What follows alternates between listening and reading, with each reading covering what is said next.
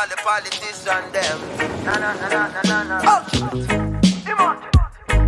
Sure, inna your face them a smile up. Behind your back of money them a pile up. Try to start your business and them quick for spoil up. Hey, well done, Mr. Politician Man. You done a wonderful job at tear down with country demolition, man. Sibbly bang, well done, Mr. Politician Man. You done such a great job selling out with country with your business plan. Well, you forget a round of applause for all the work you're doing. Decisions where you make will left the country in a ruins, yo. Strictly personal gain you're pursuing, so the tax rate higher than the planes where you're fluing. We gonna make you deal with the IMF, knowing on a backside, none of sugar cane left. The hotels and the beaches, the Spanish them go screeching. Me no know how you do it, but all my office say is well done, Mr. Politician Man. I must congratulate you. You done a wonderful job at tear down with country demolition, man. Skibbly bang, well done, Mr. Politician Man. You done such a great job selling out with country with your business plan. What kind of plan? Which is to keep poverty and unemployment on the rise. Corruption and not to mention the lies. Election and when the tension arrives, so you buy with Kentucky, not to mention the fries. Anything to secure your vote, and then you rob the people to secure your boat. We go Goat Island where the Chinese own. The whole Jamaica is a Chinese loan. I tell you, well done, Mr. Politician Man. You done a wonderful job at tear down with country demolition, man.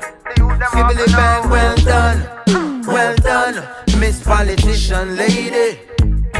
You done such a great job selling out with country and you still not pay with. But still if inflation was a test you would have get A+. So when me met the US the exchange rate buck, cause the dollar getting weaker and the solar light bill it would have cheaper. But a JPS you prefer keep your Ebenezer. So you Scrooge from the ghetto people where you starve and every year you buy a better vehicle. The things you do are beat with bad but still you manage to keep your job. So me I tell you well done, Mr. Politician Man. You done a wonderful job at tear down with country demolition, man. Skibbly bang, well done, Miss Politician Lady. You done such a great job selling out with country. Come in like Humpty Dumpty now. Congratulate them, you know. Yeah, man, give thanks for the effort, you know. Yeah, man, enough things are not go on, you know. But you them see it still, so we give thanks. Yeah, man. Gangster. Kabaka P. Okay.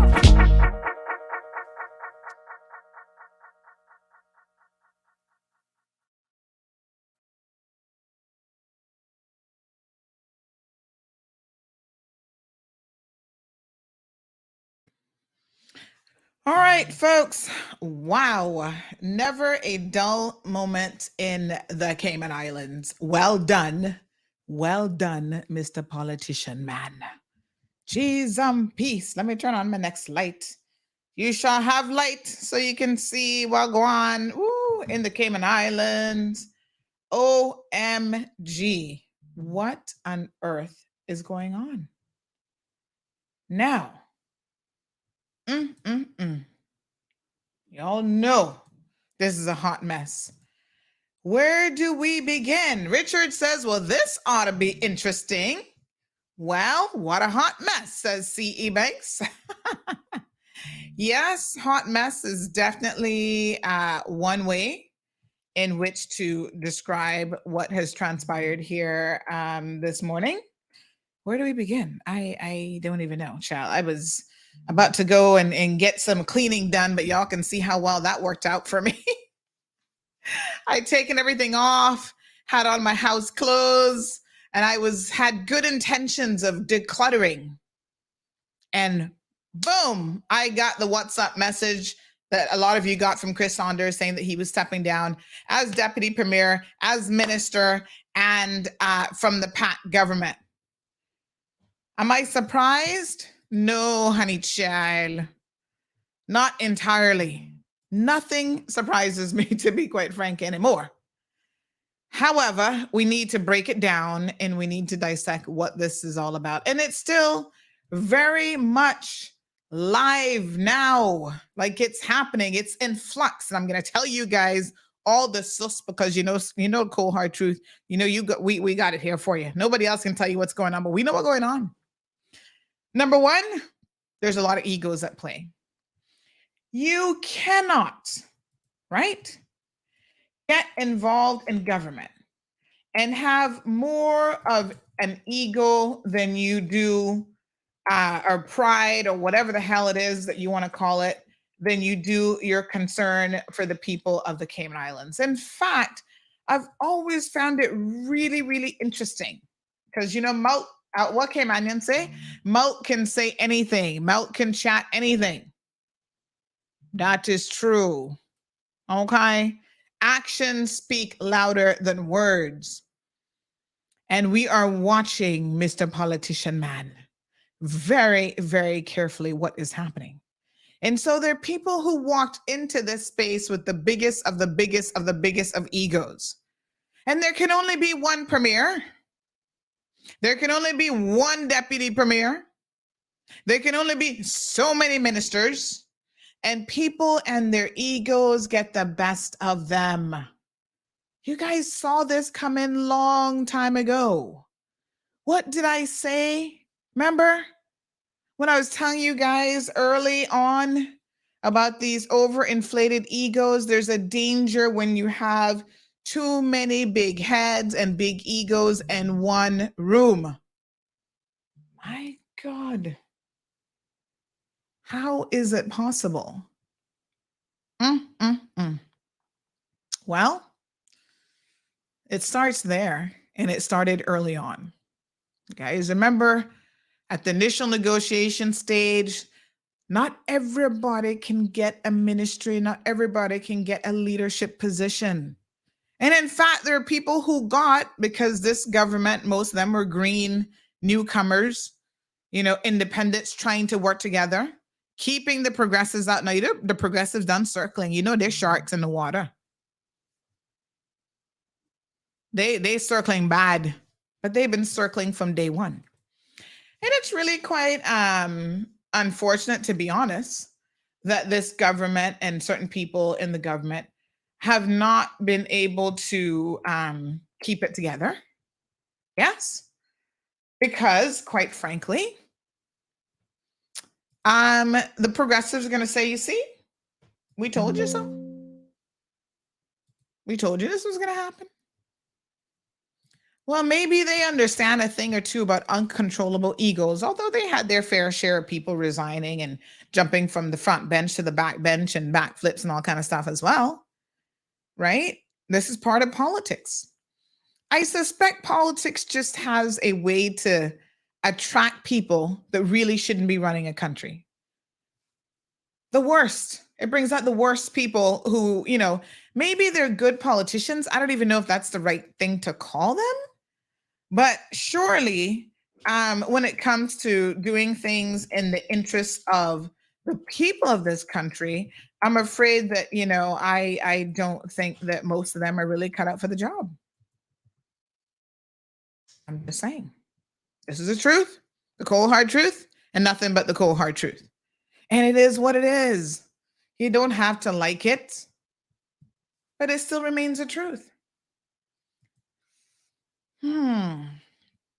There've been rumblings from day one about Chris Saunders wanting the premiership. He has refuted that more times than I can count. I have spoken to him myself. I'm like, listen, the rumors are heavy, heavy, heavy, heavy, heavy. Oh, no, not me. He says the premier is doing a fantastic job. I said, are you sure? Because the rumors and where the information is coming from, my source is kind of tight still. No, Sandy, I don't know what these people are talking about. What is that saying we have in the Cayman Islands? If it don't go so, it's not far from so. Well, here it is. C. Bank says, can we get an amen, Sandra, please? Yes. Let me cue it up. Praise the Lord.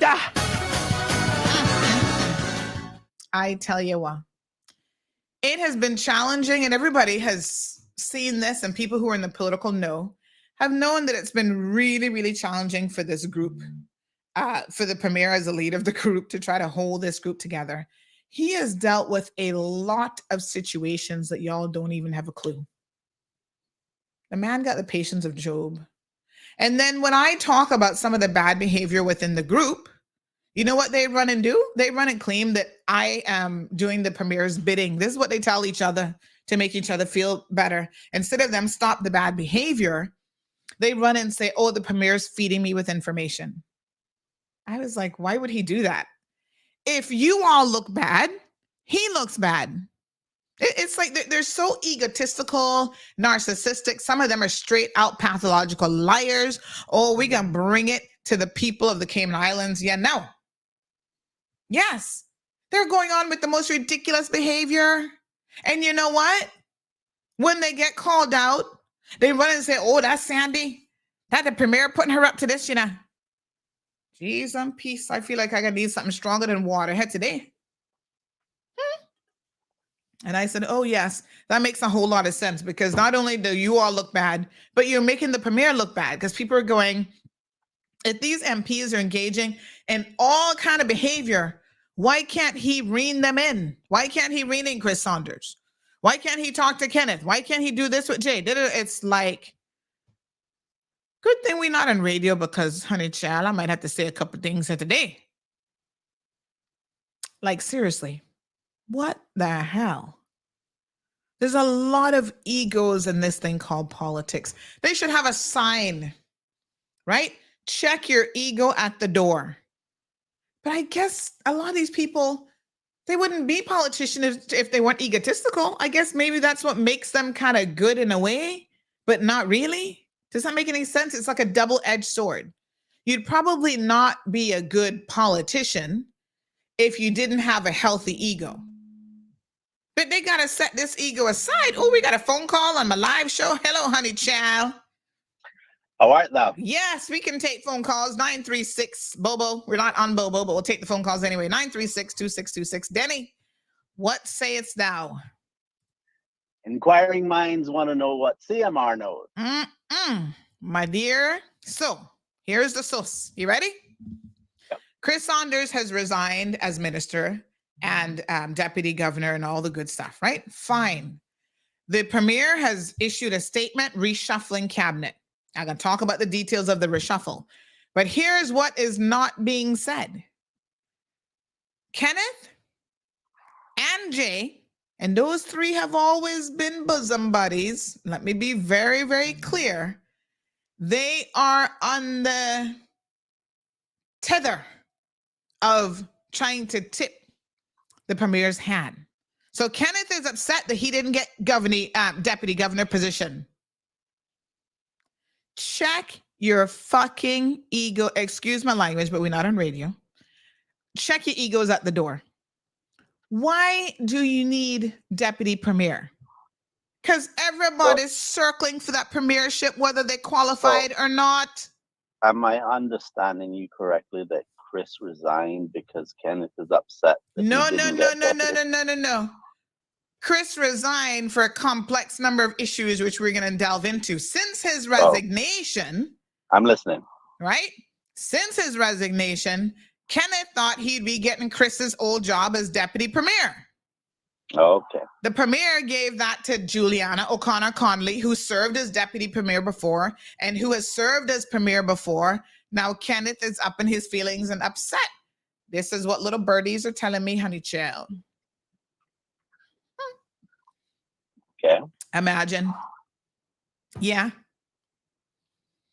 Jay, because Jay, don't be stupid. I mean, you have the most to lose, you know. Really and truly, Jay. Those other two gonna set you up for failure. Don't be played for the town clown. You just need to hold your seat and hold it tight. Because he's willing to go to bat for, I guess, Kenneth. And Chris is already out, so I don't know what anybody going to bat for Chris for. Let Chris sit on the back bench. What you gonna do? This is a hot mess. Once again, it's all about egos. But what's the issue with the Chris resigning? Well, there's no issue with Chris resigning. He already gone. No. Oh, you mean why did he resign? He just felt like leaving. No, Like, they didn't just have couldn't anything see better eye to to do eye. today? Listen, it has been a personality conflict and an ego conflict from day one. I just told you from the very onset, there have been discussions about Chris wanting to be premier and that he was always going to try to destroy the premier and to get that position, et cetera, et cetera. And so, here we are. Now he's resigned because it just come to a head. Listen, there are things that I've not said. Denny, you're going to stay on the line, or you want me to? What are you doing? Well, because I'm gonna trying tell the to- people some other stuff here in a second.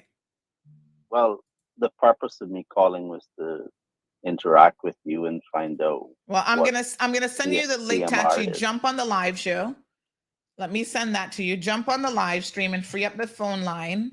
Other people might want to call in. Okay. 936 All right. Bobo. I'll just listen then. Yeah. So listen to me. Okay. There are things that have not been said. Even myself, if you want to call in, 936 Bobo is the number. There are things that I myself have not said. Where's Charlene? Y'all make sure Charlene don't miss this night, because poor her, she don't have social media, so she might be missing out. But here, this hot mess. There are things that I myself have not said that really and truly I might end up saying today. For example, oh geez, I'm peace. I don't know if y'all ready for this, Y'all not ready for the cold hard truth. No, sir. All right. Remember, I didn't say anything about this. I'm going to tell you why, but I'm going to tell y'all what the real scoop is now. There have been several instances with the governor where certain people have been very, very disrespectful to the governor. So much so that they called him some very derogatory terms and accused him of basically being a racist and not liking Caymanians and all kind of stuff. Now, everybody's entitled to their opinion. You can think whatever you want about the governor. And, I feel like when you're a minister, when you're a government official, when you're an MP, you have to learn how to communicate your feelings, if that's what these are, without being accusatory and without lambasting people, especially when it's in a public setting and making people feel a particular way. So in other words, it's called professionalism. Yeah, you've got to be professional. And so there were accusations that Chris was not being professional and how he was dealing with the governor and things that were coming up and what was being said in places like cabinet meetings, caucus, and whatever. And there were several occasions late last year, where he really made the governor feel less than welcome in this country. Now, let us not forget, if you are of the opinion that we should be a sovereign nation, that has nothing to do with the governor. Y'all better get it together and go and vote for independence if that's what you want. And are there certain politicians who want us to be independent? Ask yourself the question and ask it very, very seriously. And is that what the people want? The other thing that's important to note here is not every style of politics is going to be beneficial to the people of the Cayman Islands. So what I mean by that is what works elsewhere, for example, our neighbors in Jamaica, is not going to work for the people of the Cayman Islands. And that is no disrespect to the people of Jamaica. This is a different jurisdiction, a different country, and we have a different history. Despite our historical connections, we still have a very different history. And so, unfortunately, there are people who have very close ties to Jamaica who enjoy that type of politics. They're involved in Jamaican politics, and they would like to see us go the same route as Jamaica when it comes to the political arm. Do you, the people, want that? Well, they've never even asked you because maybe they just don't care. People have their own agenda. Oh, yeah. See, Banks said I saw this coming. Child, we saw this coming a long time ago. Long time ago. They get upset in their feelings when I'm putting them on display about the allegations of bad behavior. You cannot go in the government building and treat civil servants a particular way. Right? You can't be disrespectful to them. You can't sexually harass them. You can't be whispering stuff in their ears and all this kind of stuff. And some of these same people now who want to jump up and think they can mash up the dollar house are the same ones that I was talking about when I was talking about that behavior. Y'all want the cold hard truth? I'm just saying. Well, the people of the Cayman Islands not going to put up with that. And in fact, come election time, y'all better get out to the proverbial polls and start voting some of these same people out of office. They're counting on the fact that you're going to forget because you're still 2 years out from an election. Well, I'm not going to forget. And I'm going to remind you all every opportunity I get so that you don't forget. Because it does strike me as peculiar how easy we are to listen to their campaign promises. Yes. And have them hoodwink us. Y'all need to wake up. So here's what we know so far. Chris Saunders has resigned, so he's out of cabinet. No ministry. He's not deputy premier. Good riddance. Let's move on, shall we?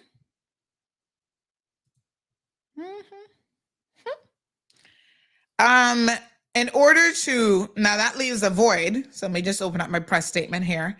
In order to deal with that void, there's a couple things that has had to happen, a reshuffling of cabinet. So officially as of now,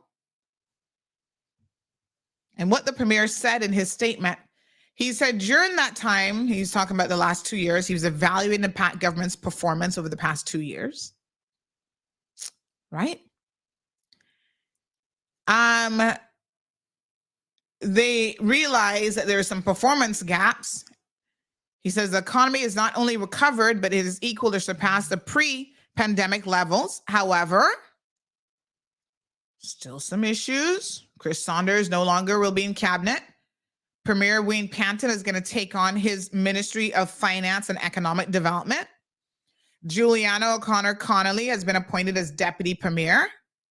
She'll retain her 2 current ministries of Education and District Administration and Lands. Dwayne Seymour, y'all sit there, boy. Dwayne Seymour, he's always, you heard what a man told you before. He said, don't count him out. And I guess, so said, so done. He's the underdog that he's like the little choo-choo train that keeps on coming, honey child. So here we are now. Dwayne Seymour actually has obtained a ministry. He is minister, the Honorable Minister, Dwayne Seymour. Take that to the bank.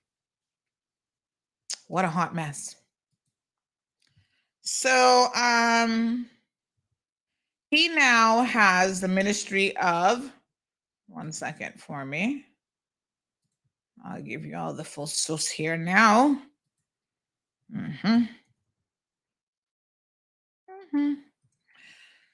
So he now has Dwayne Seymour, Cabinet Minister, Ministry of Border Control and Labor, which is interesting because he was Parliamentary Secretary under Chris anyway. So I guess that worked out for him. And funny enough, Chris was the one who brought him to the fold. There you go. So then you have, yes, he's going to relinquish his position of Deputy Speaker of Parliament and Parliamentary Secretary. Can't do all those things, so those fall away. Public transport is now moving to Minister the Honorable J.E. Banks, who had National Roads Authority, traffic management, and they said that basically they're trying to consolidate all traffic-related things under the Ministry of Planning, Agriculture, Housing, and Infrastructure, so that they can bring forth comprehensive solutions to deal with traffic issues. That makes logical sense. And I've always kind of wondered why transport and tourism were together. So Minister Kenneth Bryan retains the responsibility for tourism and ports, and all other ministerial assignments will remain the same. In typical Wayne Panton fashion, he says, "I wish to thank Mr. Saunders for his service and contributions to the government. I'm looking forward to the results that Minister Honorable J.E. Banks and his ministry will deliver, particularly in addressing current traffic issues now that all traffic-related functions are consolidated under a single ministry." But egos are still in there under talks and negotiating. You know, the people of the Cayman Islands really need to make these MPs understand that we are sick and tired of them and the childish, very childish games that they play. What is with these so-called men acting like boys? Yeah. If they would put this kind of energy into actually doing their jobs, we would have a much better country. The backstabbing and the lying. I can call some of them pathological liars because I know and I have heard the stories.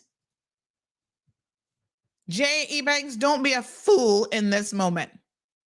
Because if you think those other two are your friends, well, some of them, and I'm speaking it, let me be very, very clear. I'm not even going to speak in no twisted, convoluted way. Know that a particular minister who's no longer a minister has lied to you, your face, on multiple occasions. How about that? You think you know what's going on? Don't be too sure. The only thing you know is what's in your head. Don't swear for nobody else, especially when it comes to this game called politics, honey child, because you will get cut off at the knees. And the people on the north side are paying attention. We're all watching. And we need to make some movements come the next election. But you know what? We need some good candidates. Can we please get some people who are not about themselves, who are not driven by a paycheck? Some of them MPs in Bodden Town, y'all know who I'm talking about, who are not driven by, trying to sexually harass women and what they can get as a side piece, who are focused on the people's business. I hear people talking about they want to run in the next election, but they're expecting to get premiership in this ministry and that ministry. They've never even served the people in elected capacity before. What is wrong with you people? May I just ask the question? How is it that you've never even been a politician and you're talking about the possibility of running and already you have your eyes on the proverbial prize of, oh, I must be leader of a government? You don't even know what the hell that means. You've been in private sector. You've never worked in government. Y'all need to go take several seats in the back of the classroom. This is the egos that I'm talking about. We don't need more of that. We need humble people. What's so wrong with being humble? Humble yourself. Be of service to the people. You claim you have certain skills. Okay. Then let's see it. All right. Ms. Nona says she has the qualifications. I mean, I don't see nothing wrong with Juliana being deputy premier. Like I said, she's been there, done that. Yes, she definitely has the qualifications to do so. Ms. Sue says, yes, there is. And he was one who wants it. He's always in Jamaica. RD says, you have to realize that Saunders is a Jamaican first. He does not see the relevance of the UK or the benefit of being a territory. Saunders has his own agenda, and we have enough fools here to follow. Do we? I'm not so sure about that. I'm not so sure, RD. The weird thing about Chris, Chris and I have been friends, and the first time Chris ran, I could not support him because I saw aspects of his personality that I did not like. And I came right out and told him. He got vexed at me, didn't speak to me for a minute. That's okay. Y'all gets over it. That's okay. You come back and you speak to me years later, but we're all right. I'm not gonna hold no grudges against nobody. But some of the characteristics that I saw early on, I then saw emerge this time when he became minister. And I must say, there is a side of Chris Saunders that needs to be humbled.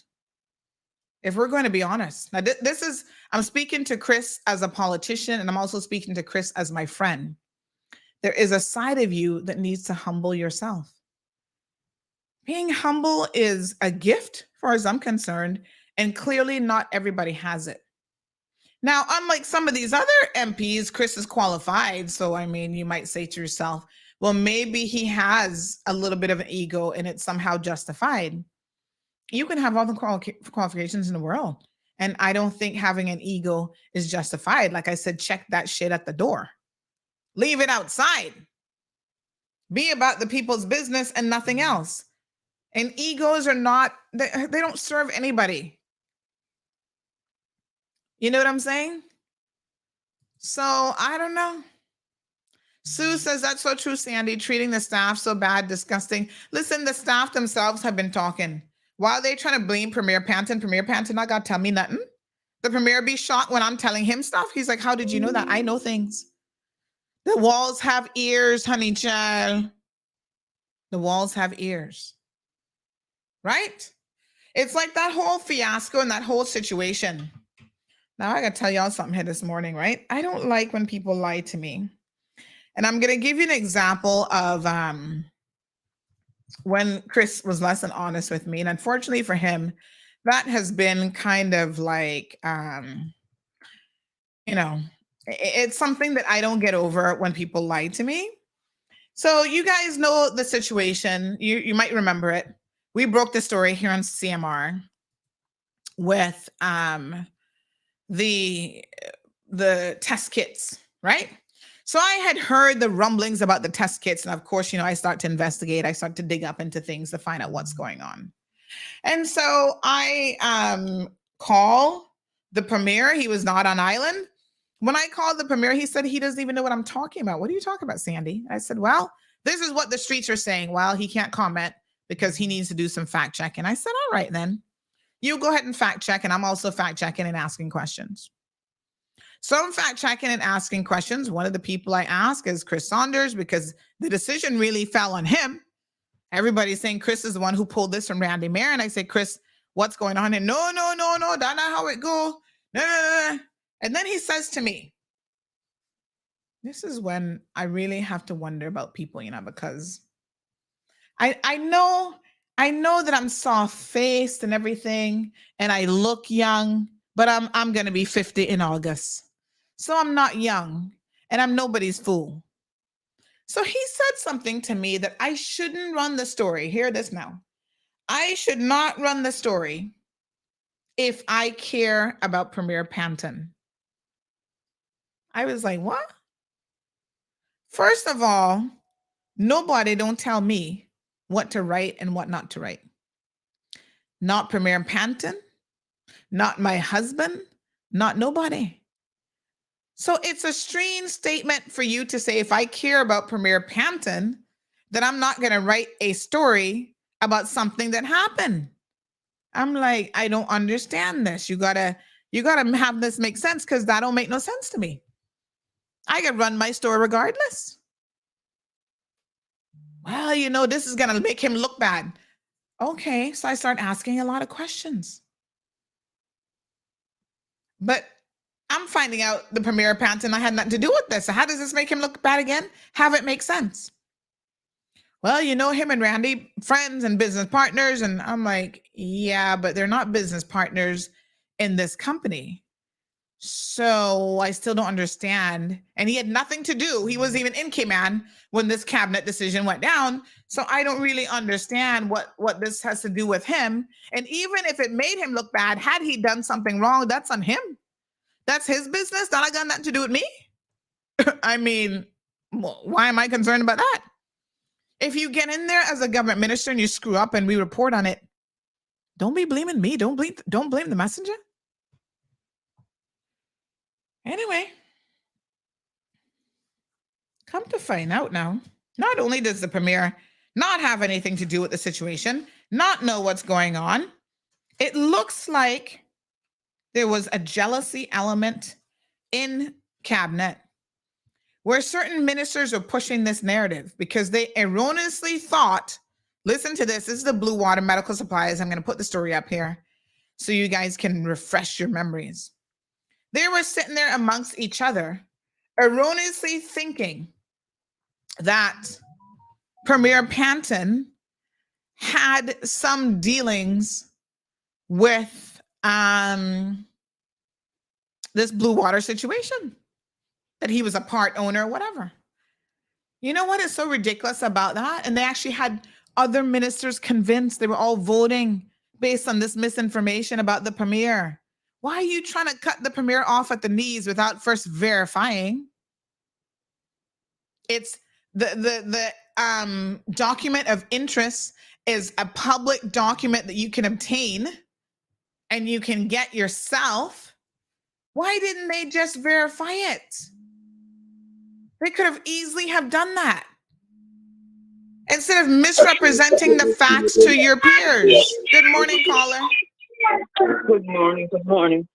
Afternoon, sorry. Yeah, not even sure. Everything okay with that? Everything's okay? I'm asking a question. Everything is okay with that? My dear, well, as far as I know. I'm calling from a strange number. I'm gonna get did you hear the new? I wanted to make sure you were listening, you know. Somebody told me you mentioned my name, but I wasn't listening. Okay, well, we just going over the fact that Deputy Premier Chris Saunders has resigned from the government. That not good. That not good for us. Not at all. So the premier has already reshuffled. And then there are rumblings that some others, such as Kenneth, might try to follow. Kenneth, better be careful, you know. Kenneth, be careful. Don't be following him and Jay. Listen carefully. Take it from Auntie Sandy. Do not follow bad behavior. I knew it. The West Bears prophesied it. The West Bears prophesied it. The West Bears prophesied it. When you need prophecy, when you need that number to play in Miami, you got cross the divide down there. They prophesied it. They prophesied it. The date was still kind of late, but it still seems like, Mr. Premier, I'm so sorry. Don't worry, election time soon roll around and we're gonna be voting some of y'all out. No, but you listen to me now. Mr. Premier, I want you to remember that you need Panton. OLP, you got some of his brain cells and some of his gene things. You can stay paddling, and for this, you're not going high, you go to the ground, Mr. Premier. That's really what you from. But you go to ground too. Yeah. You should know where your ground is. Go to it. This is my country. And anything that makes him look bad kills me. But I know how. Yeah, it's true. But the West Bears had prophesied this long time ago. Bye. Thank you, all right, honey. Bye-bye. So Nona says their ego is running away with them. If any one of them is not doing what the people put them there to do in 4 years, after 4 years, remove them. In this time and era, there will be no second chances. Ms. Nona, I agree with you 100%.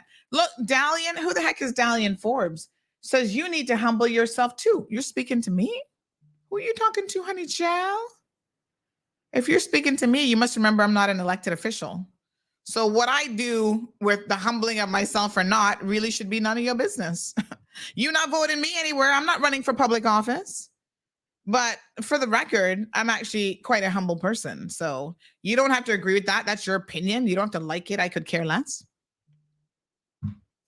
Was that supposed to change something here today other than distracting people from the important conversation? Back to it, folks. Back to it.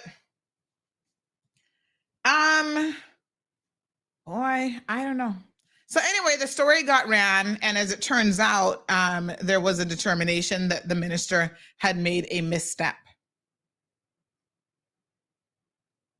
But when someone tries to misguide you, and trust me, I put in an FOI request, requesting every bit of correspondence.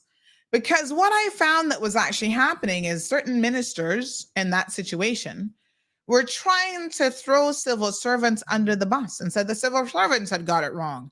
Oh, the civil servants had done this and the civil servants had done that. Rest assured, you don't lie on the civil servants. Now, nobody, not saying that the civil servants are perfect. Y'all know when they do their ish, we're going to talk about it. Yes? Without fear or favor, that's how we have to operate. But at the same time, if the civil service has not done anything wrong, I am not going to lay any blame at their feet. When politicians try to do that to save their own behinds, I think that it's really disingenuous. And need I remind you that the politicians are the biggest voting bloc, not the politicians, the civil servants, my apologies, and their families are the biggest voting bloc in this country. You start lying on them and doing stuff to them, you're going to soon see your number going to be up. And Dean says that I think Kenneth Bryan should be deputy premier. Child, go sit down. Kenneth is busy handling what he has to handle at the moment. I think that position should always go to someone who's had some experience already. This is Kenneth's first time as a minister. You guys know I like Kenneth, but he needs to sort out quite a few things within his ministries. The port and other such things. Kenneth is still cutting teeth, still learning. Selvin says everybody wants Jesus to take the wheel. When are we going to, when we gave it to immature politicians? Well, Jesus can't be blamed for that. Oh, Lord have mercy. Here, KK now. Says Alden sign over to PAC and be the deputy premier. No, sir. What? But KK, we were just talking about egos. Alden don't want no deputy premiership. Alden coming back in the next election to be the premier again. Y'all not hear what's going on in the streets or what? He stepped out one term. He is coming back with full vengeance. He wants to be premier again. Sir Alden, to you, madam. Yes, honey child. You don't want to serve under Wayne Pampton. That, ooh, didn't we just talk about big egos? Alden might have the biggest of the bunch. He can't serve under nobody. Nah. Nope, that not gonna work. Andrew says Andre Ebanks for deputy premier.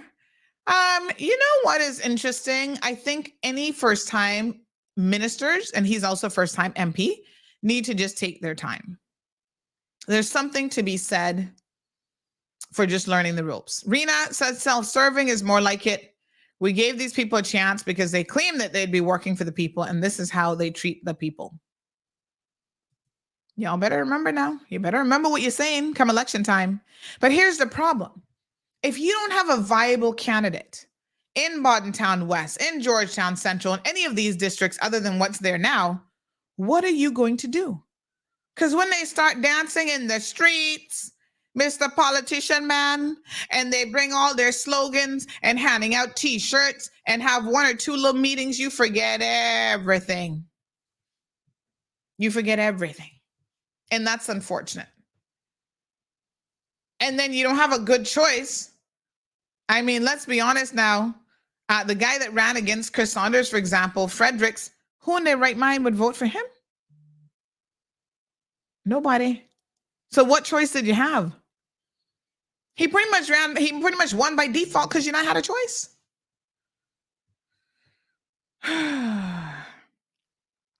Brenda says that we need to reverse the way that we vote. That will eliminate some of them that got elected under this one man, one vote.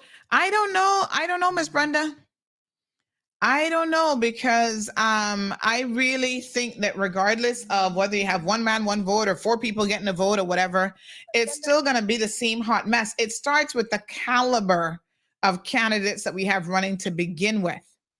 Regardless of whether it's a national vote, one man, one vote, whatever, if you don't have people understanding that you got to stop, you yourself have got to stop waiting for handouts from these politicians.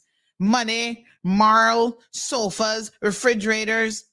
Help me find a job and I can give you a vote. Y'all need to stop it. Foster's food cars, y'all sell your vote for so cheap. It's ridiculous and disgusting. And anybody who will buy your vote not gonna be business with you when they get in there. That's the God's honest truth. Caller, good afternoon. Good afternoon. How are you? Good. How are you? I'm good. And One second for me, Miss Brenda. Miss Donna says Kenneth is quite comfortable where he is. His time will come. Miss Donna, you need to call your son and have that conversation with him because I'm telling you, Miss Donna, you don't know what's happening in the government building today. But Kenneth has expressed that he wants deputy premier. So if you as his mommy saying his time will come, might I suggest you please call and tell him that. Tell him to cool his jets. Right? They're thinking now this is a numbers game. And that if him and Jay and Chris all hold rank, that they can force the premier's hand or mash up the whole government. The people are going to remember those people, and we're going to mash you up come the next election. Miss Brenda? Yes, ma'am. Okay. In fairness to Miss Donna, I know that you said sometimes you don't see when someone's replying to someone. See that what you just wrote? Sorry, what you just read? No, I know she's replying to Andine because she actually said Miss Andine. Right. Yes. Yeah. But what I'm telling her is she might not be aware that her son actually wants deputy premiership. And because he didn't get it today, he's upset and in his feelings. So go and talk, put through that emergency phone call on that private number and say, Kenneth, my boy, hold your place. Hold your place. Your time will come. Well, let me just say, and as you like to say, without fair or favor, because I'm a fair person, as my boss used to tell me, that I was firm but fair. Sometimes he told me I was brutal but fair, and I can accept that. But anyway, so let us just say that blood is thicker than mud. That's her child, and we would not expect her to do anything else but to defend him. So let us give Miss Donna her. Oh yeah, and I'm not saying anything wrong with defending him at all. I'm just saying that she seems to think that he's okay where he is, but he doesn't share that opinion. No, but the thing is, we don't know what she knows at this point. So let's just give her the benefit. Oh, of course. That she's joined the conversation, and let's leave her welcome in the conversation. Certainly, I am not going to say anything that would make her feel that she has to drop out of the conversation. That's just my take. No, but I'm not drop out of the conversation. I'm just saying call Kenneth. Right. Get up to speed. But anyway, that's not why I was calling, not to defend the Oh, okay. No problem. Capable of doing that. No, what I wanted to say, Sandra, is this. I don't know. I asked the question, no one responded to it, so I'm going to ask it on the air. So I can repeat the question. Does this surprise anyone? That was the question I was asking. And I want to say it does not surprise me, because I have said from day one that what we had was a fractured government. That was very clear. And you have different kinds of fractures. Some heal and some don't. And where I saw this going was a fracture that was never going to heal. When it doesn't matter that you run as an independent or not. Once you decide to become a group and form the government, it's called a coalition. And you also have to be cohesive. Doesn't mean that you have to lose your independent thinking, but once you are cabinet, what's that word? Help me out with the word now. Collective responsibility. Collective responsibility. So I cannot be out here in left wing and in left field talking about I. It has to be we. And even if privately it's I, publicly it should be we. And I am saying, this is my humble opinion, the only way that we are going to get some major changes come next election is if we change the way we vote. Because you can already tell from some of the comments that you are reading here. It doesn't matter what people are doing, what they think, what they want, they are going to be supported. I think that has been depicted right here in a short time that you've come on the air. But we need to reverse the way we vote. And for those that do not know, since the government are now preparing a referendum, but we the people need to say to them, add a third question to that referendum. And it's the same question that was asked some time ago. Do you want to stick? It would be asked in the reverse. Do you want to continue with the one man, one vote, or return to the way we used to vote? Or do you have a third choice? And that should be respected if that is coming from the people. If they refuse to put it on, well, here is another option. We, the people, can bring what is called a people's referendum and ask the question. They cannot refuse it under the law and under our constitution. So please, people, wake up. You want change? You have to force that change. If we do not, we're just going to keep getting the same old, and some more of the same old. Okay? It's a recycling bin. So if you want changes, let's make changes. Sandra, I can leave you and I'll continue listening. And thank you for the time. Just wanted to put in my 50 cents worth. Oh, before I go, I want to leave you with this one. Just want to leave you with this one. And this is not slinging mud at anyone. But when people are voting, one thing they should really, really think about, forget about niceties, forget about friendships. And forget about the turkeys and hams and Foster's gift cards. Well, you know what? I am happy to say I can raise my hand. I have not gotten a turkey, a ham, or a Foster gift card yet. Okay? And I don't need it. I don't want it because my vote is like my value. Because if you traded me on the stock market, they could solve the world deficit. Okay? So nobody's not going to buy my vote for $25. I'm sorry. Sir. You better believe it. Anyway, but I just want to say, and I say this in all seriousness, we need to think about who we're voting for. You know, stop voting for people you like. Vote for people that can do the job. I do not care if my representative speaks to me or smiles with me. I want a person who can represent me. And with that, I will say, remember, this is not a job for someone who is looking a job. This is for someone that can do the job. So I don't care what qualification you may have gotten from whatever university. That does not qualify you to be qualified to run my country. And with that, all right, I will talk. Thank you very much. I appreciate it. Jonathan says, I was wondering if there's going to be any drama today. He was looking for drama from the morning show. He said the morning show was too soft. Selvin says, surprise? No, not at all. I'm glad they did not kill the premier with stress. Miss Darlene says, no surprise, Miss Brenda, you're right. John Levy says, a humble and kind person with experience, the select for deputy. A humble and kind with experience. They select for deputy. You're saying that's who selected? Hello, Marquette. What's up, girlfriend? Marshall says, don't forget the turkeys. Ella Powell says, all the Pat government is dunce and inexperienced. Ella Powell, can I ask you a question? Why the fake account though? I mean, if you have an opinion, which you obviously do, why are you here with a fake account? I'm just saying.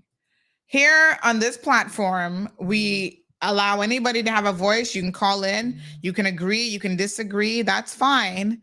But I'm very, very suspicious of people who can't even be themselves and have to hide behind these fake accounts, especially when they're making these very, very interesting comments about an entire group of people. Strange, yes. Strange. All right, Jared. Oh, Life with Jennifer says, get prepared for an election. They're going to sabotage the premiere.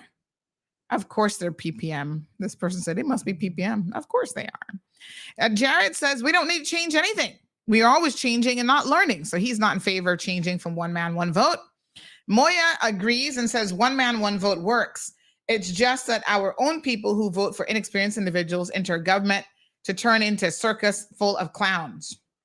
And you know what they say about when you have a circus, folks, or when you have a bunch of clowns, you would have to expect a circus to follow. Yes? Makes perfect sense to me. So I hear you, Moya.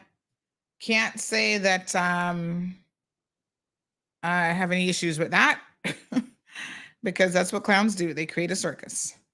All right. Michael, good afternoon, sir. Michael says, Cayman is the realest people I have known, and Cayman is like next to heaven on earth. Please fix whatever problems you have quickly. So Michael calling for unity and just to get the problem fixed. Because despite everything, he says, this is still, we're the realest people, and this is heaven on earth. Lord have mercy. What a mess. CE Bank says we want change. If we want change, we have to be the change.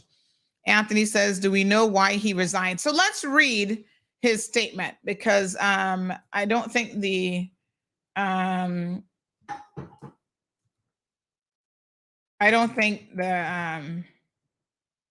statement really said much, but anyhow, let me read it for y'all. Okay. So this was sent out this afternoon via WhatsApp, because you know that's how everybody communicates in this day and age.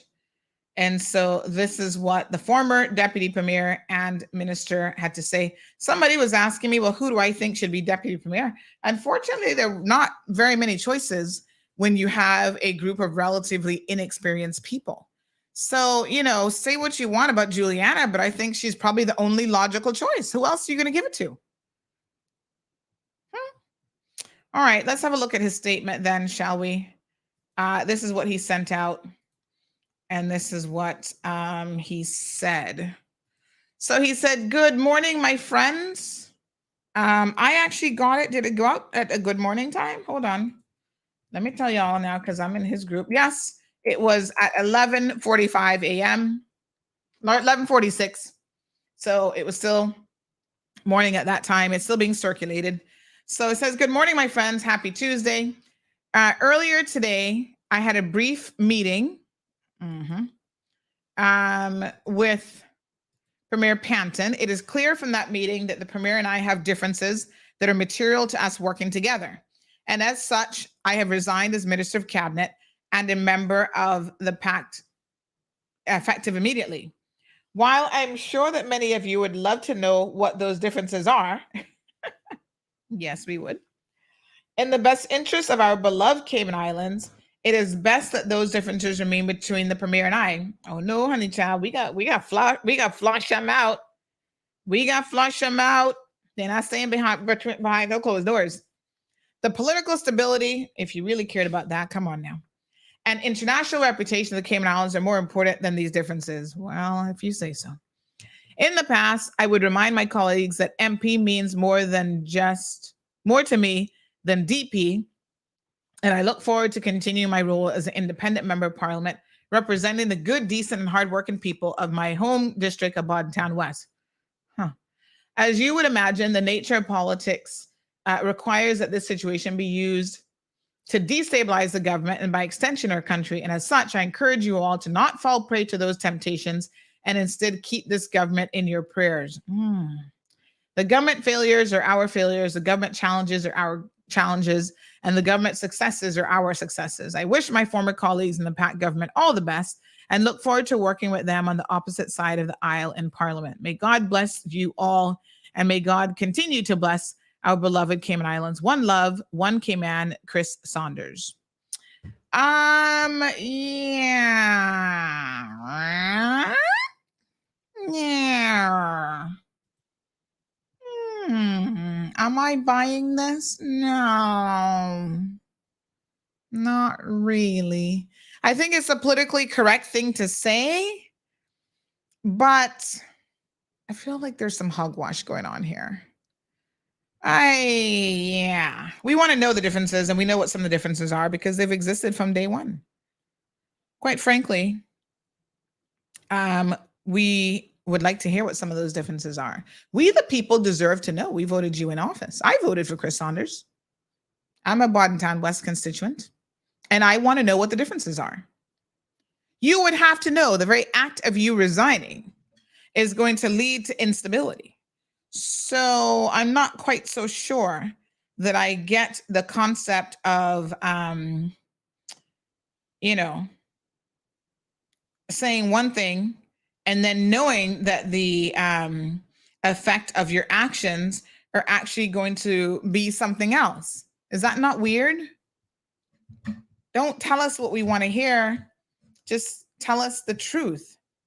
What's really going on here? But there have been issues, I'm telling y'all, from day one. And, people can be very disrespectful.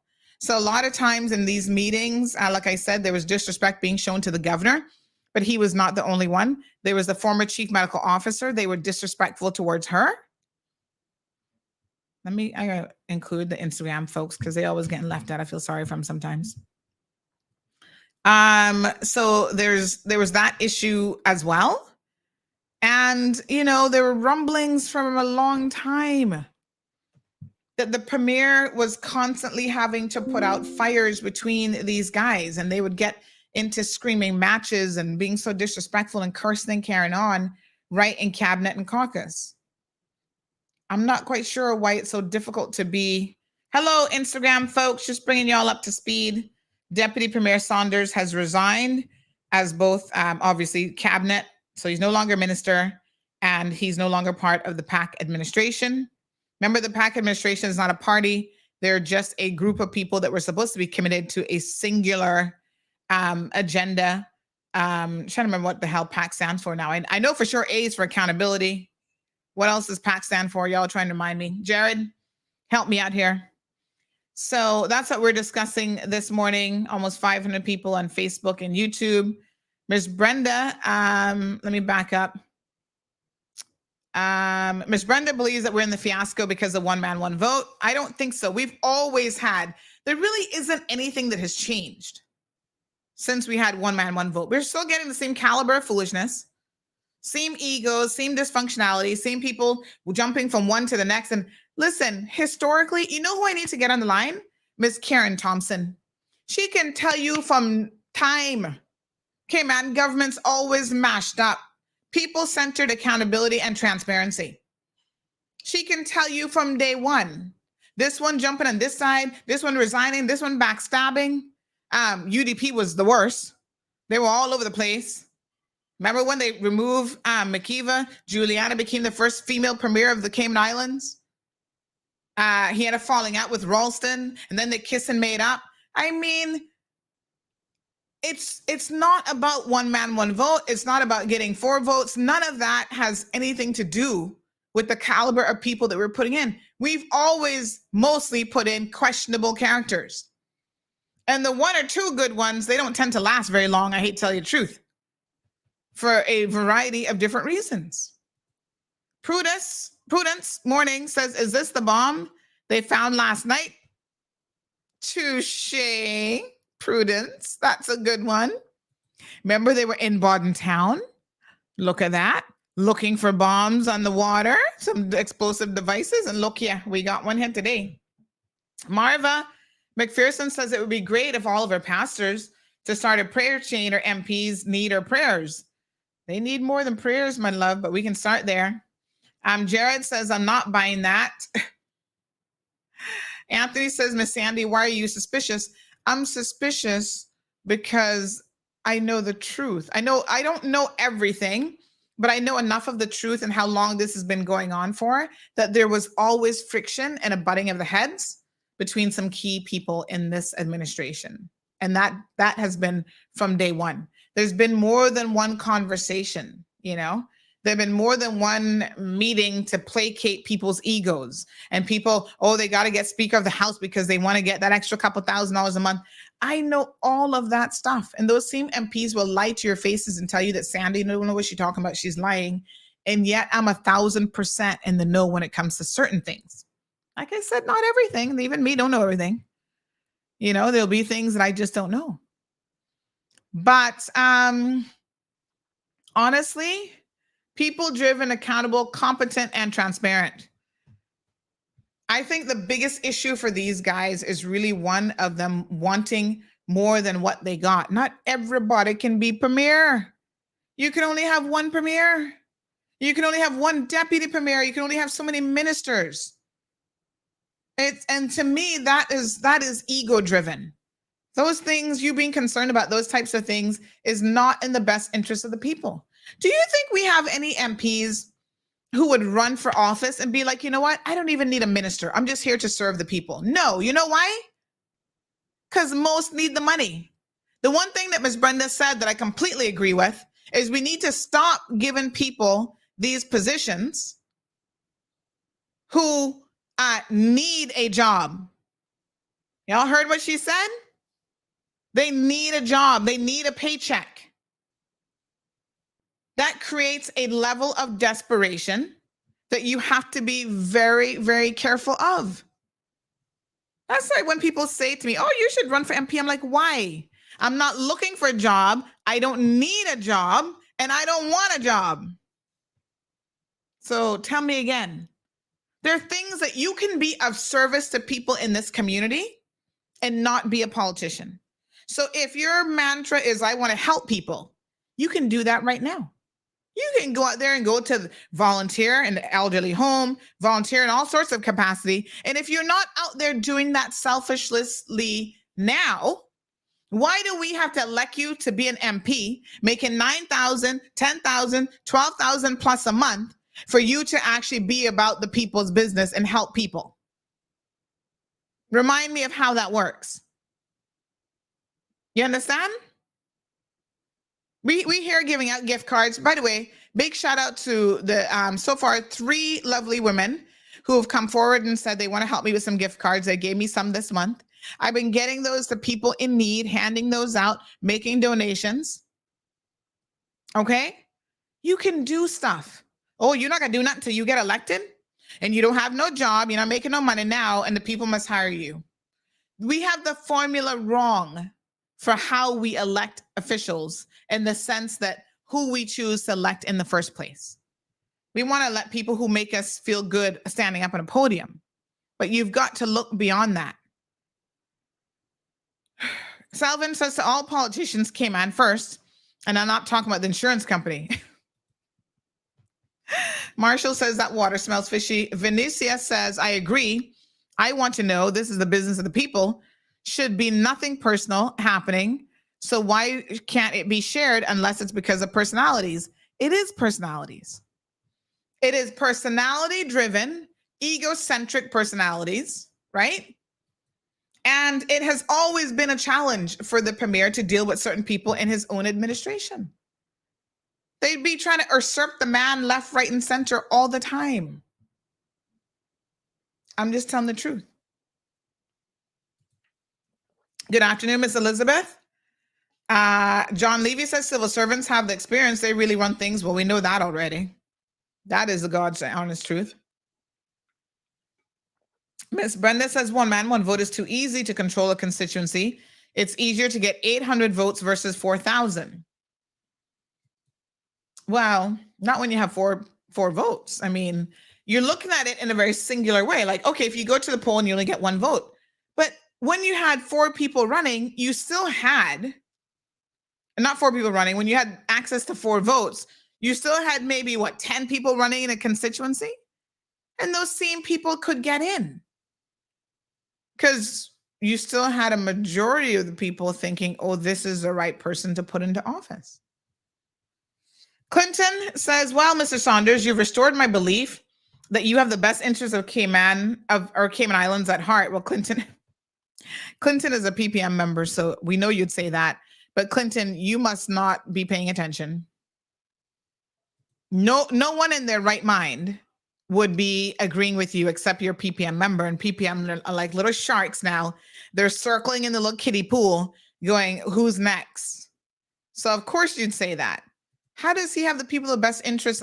How does he have the people and the country at their best interest by attempting to pull this government apart? You think that's in the best interest of the people just because Alden wants to get back in power?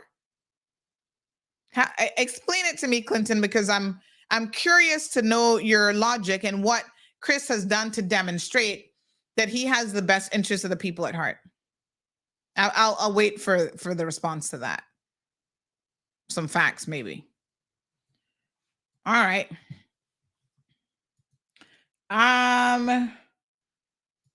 This person says, hey, Chris, the elderly woman I messaged you about in your constituency is still having ongoing issues, and it's more and more concerning.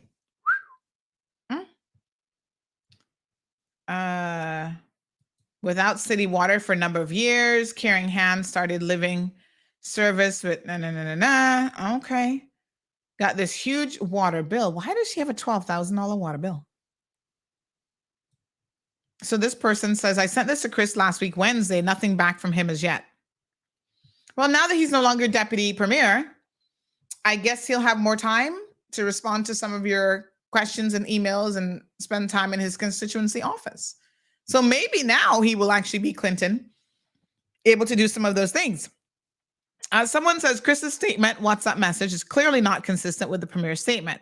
The premier clearly removed Chris from cabinet and then reshuffled his cabinet. In other words, he's been fired by the premier as a minister of cabinet. Anyone familiar with the Westminster style of government / politics will understand that he was fired by Premier Panton. Oh la la. I will bow to your experience and your knowledge, sir, because you actually know a thing or two about the Westminster system, do you not? Yes, honey child. I hadn't really thought about that until you said it, I'll be honest with you. Ooh, hot mess. Yes, sir. Okay. Oh, Lord have mercy. Somebody says, I'm at work, so I can't really comment, but if Chris doesn't want to tell us, then Wayne should. They're not going to say anything because Wayne Panton, they all don't want to further destabilize the situation by getting us into the sauce. Well, thank God for CMR. I mean, honestly, we're going to bring you the sauce, as much of it as we know. Because, that's just how it is. The person says, hey, enjoy the show this morning. Enjoying the continuation now. Hot mess. Oh, that's my TV. They said, by the way, Marlon's screen behind you is alive and a bit distracting. No, that's my TV. That's not, which screen? No, that's my TV up there. Yes, so where's my remote control? I was silently watching TV, which, don't make no sense. I turned it on. I wasn't listening to it. And I wasn't really watching it, but that's what you notice. So I'll have to turn it off. I can't reach the remote. It's all the way over there. Anyway, ignore it. Let me move. If I move this over a little bit, does that help you? I don't know. No, because then you see my window. Yeah, just ignore it. KK says, fed up. The premier don't need a job, but wanted to be premier. Egoism at work, but nothing is wrong with having an ego, but with control.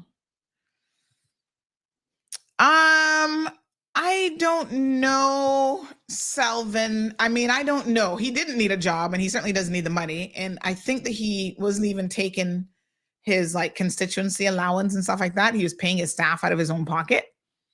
So from a financial perspective, he's probably the only elected official in there who doesn't really need the money. He was a partner in a law firm. He's perfectly fine financially. What drives him? I mean, I guess we could believe what he says, which is that he is actually trying to make a difference. Now, I've seen the premier be egotistical before when he was with the PAC government. And not only did I not like it, I made it very, very clear to him that, we were in good terms. And then I saw your ego, sir. And I was like, ooh, what is it about you getting around certain people? Like when you get around certain people, they seem to bring out the worst in you. No, sir. That happened when he was a PPM member. And, I told you guys this story before, but when he decided to run this time around and we were in talks, I was like, listen, sir, are you going to check your ego this time? Because last time it was out of control. He didn't see it though. He's like, it was. And I said, it was. Humble yourself. He's like, okay, I'm going to humble myself. And I think he's been trying. I can't point to any one thing where I can say, oh, wow, like he said this, and this is a very egotistical thing to say.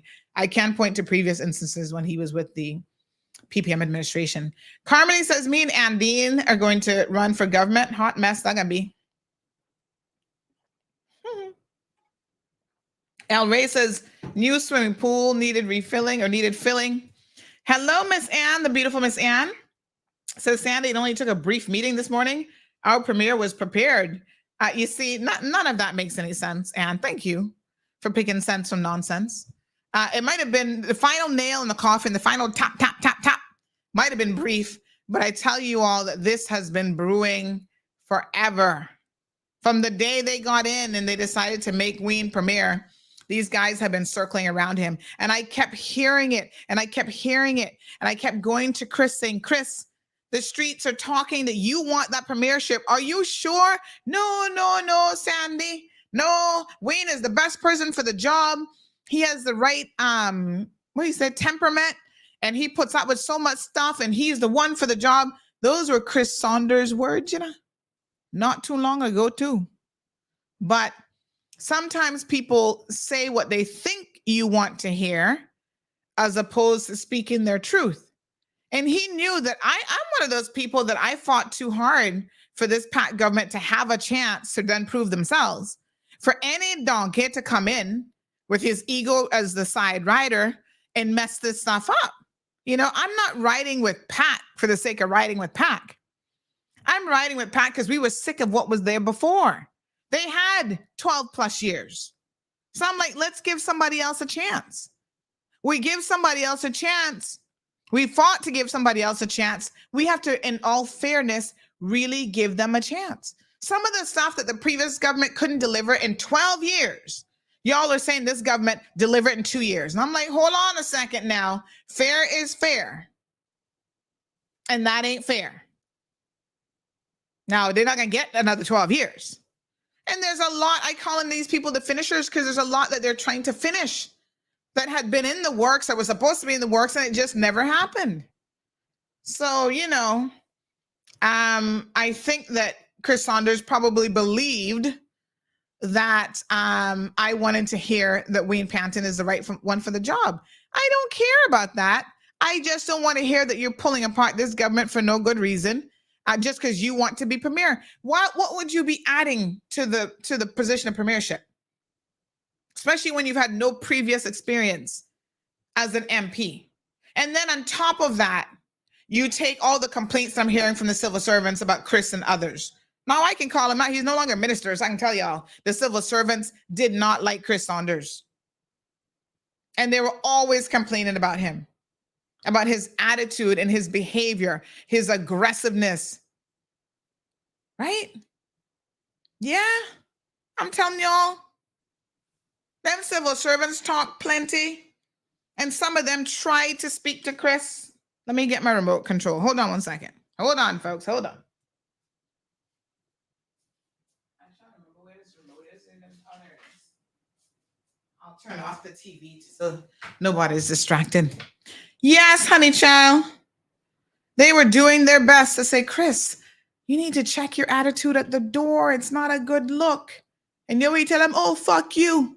I don't care. I don't care what these civil servants want. They're going to have to listen to me. I was like, snaps. What you just said about them civil servants? Bobo, you don't know what time of day it is, huh? You can't go in a professional workplace and go on with that kind of attitude, dictatorial attitude. You gonna listen to me? I don't give a fuck. I was like, all right, you might not, but you will. Yeah, you will. Jonathan says, I want to vote for someone that is more in touch with the year 2023. I vote for G3, gambling, ganja, and go-go girls. Poor you, Jonathan. That ain't happening. Sandra says, I think he did something wrong and doesn't want people to know about it, just maybe. Well, here's the thing. These complaints that I'm hearing about and that I've heard about, even in relation to the whole sexual harassment thing, right? Civil servants are scared. They're scared. They're going to talk about it and they're going to send me the information or whatever. But when it comes to actually filing an official complaint, because you know the premier can do something about it. He got a code of conduct and he can do something now. These people, oh, they're too scared to file an official complaint. Scared of what? Scared of who? What is a minister going to do to you? You bring it to the people. Who is this calling me? Call 936 Bobo if you want to get on air. You don't have to be afraid of these people. They can't do nothing to you. You understand what I'm saying? What are they going to do? Who are they? Stop giving these politicians all the power in the world. If they're doing something to you, if they're sexually harassing you or mistreating you in the workplace, he had his MP crying. I mean, his PA in tears because of how he was treating that poor woman. You think that's right? No, that right? And I'm surprised because she a West Bay. And I said, boy, I'm surprised she not punch you in your head. She must have one of them soft West Bayers, honey child, because she not no proper West Bayer. And y'all know I done tell you 23 and me, I got a E-Banks blood running through my veins. Now that I know, that might explain the crazy a little bit too. So she's a West Bayer and she never tump you? Poor thing. What mess. Crying because, you know, you're looking for certain privileges at the airport and this, that, and the next thing. Oh God, don't y'all get me started here now, you know. Woo, honey child. I would have to dig out some stuff out of the archives on that story. Trying to give family members preferential treatment with access to the airport, tarmac, and all kind of thing. Really? Going against protocol? And not just protocol, going against safety requirements, international safety standards that would put the Cayman Islands airport and our very license at jeopardy if they found out that our ministers were allowing people to bypass security because they thought that they were that important. Come again, Bobo. Come again. This is what I'm talking about when I'm talking about unhealthy egos. Ann says, and we know you didn't believe him, child. Y'all, they don't be fooling me with their lies, you know. Oh, I don't listen. I be checking and fact checking and triple checking. No, sir. I don't believe in too much of the foolishness because I know what's going on. KK says, Sandy, you're killing me with your tune. What a mess, KK. Miss Brenda says, right now, if it wasn't so sad and serious, I'd be having a great laugh. I mean, I tell you what, you got to laugh sometimes, otherwise you're going to cry. And we're not going to do no crying yet today. We're going to laugh.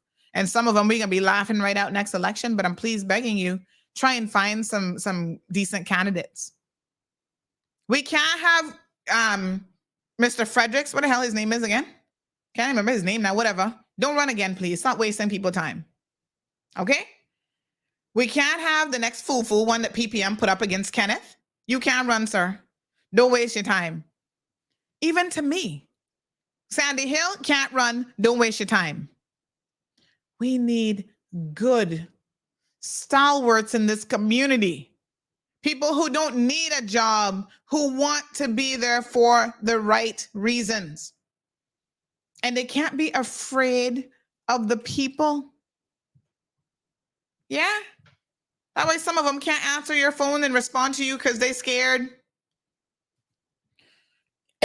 Sorry. El Ray says maybe not the minister to be scared of, but their supporters. Which supporters? Miss Elaine says I will make his coffee very special each morning. Ay. Miss Brenda says Karma has your address.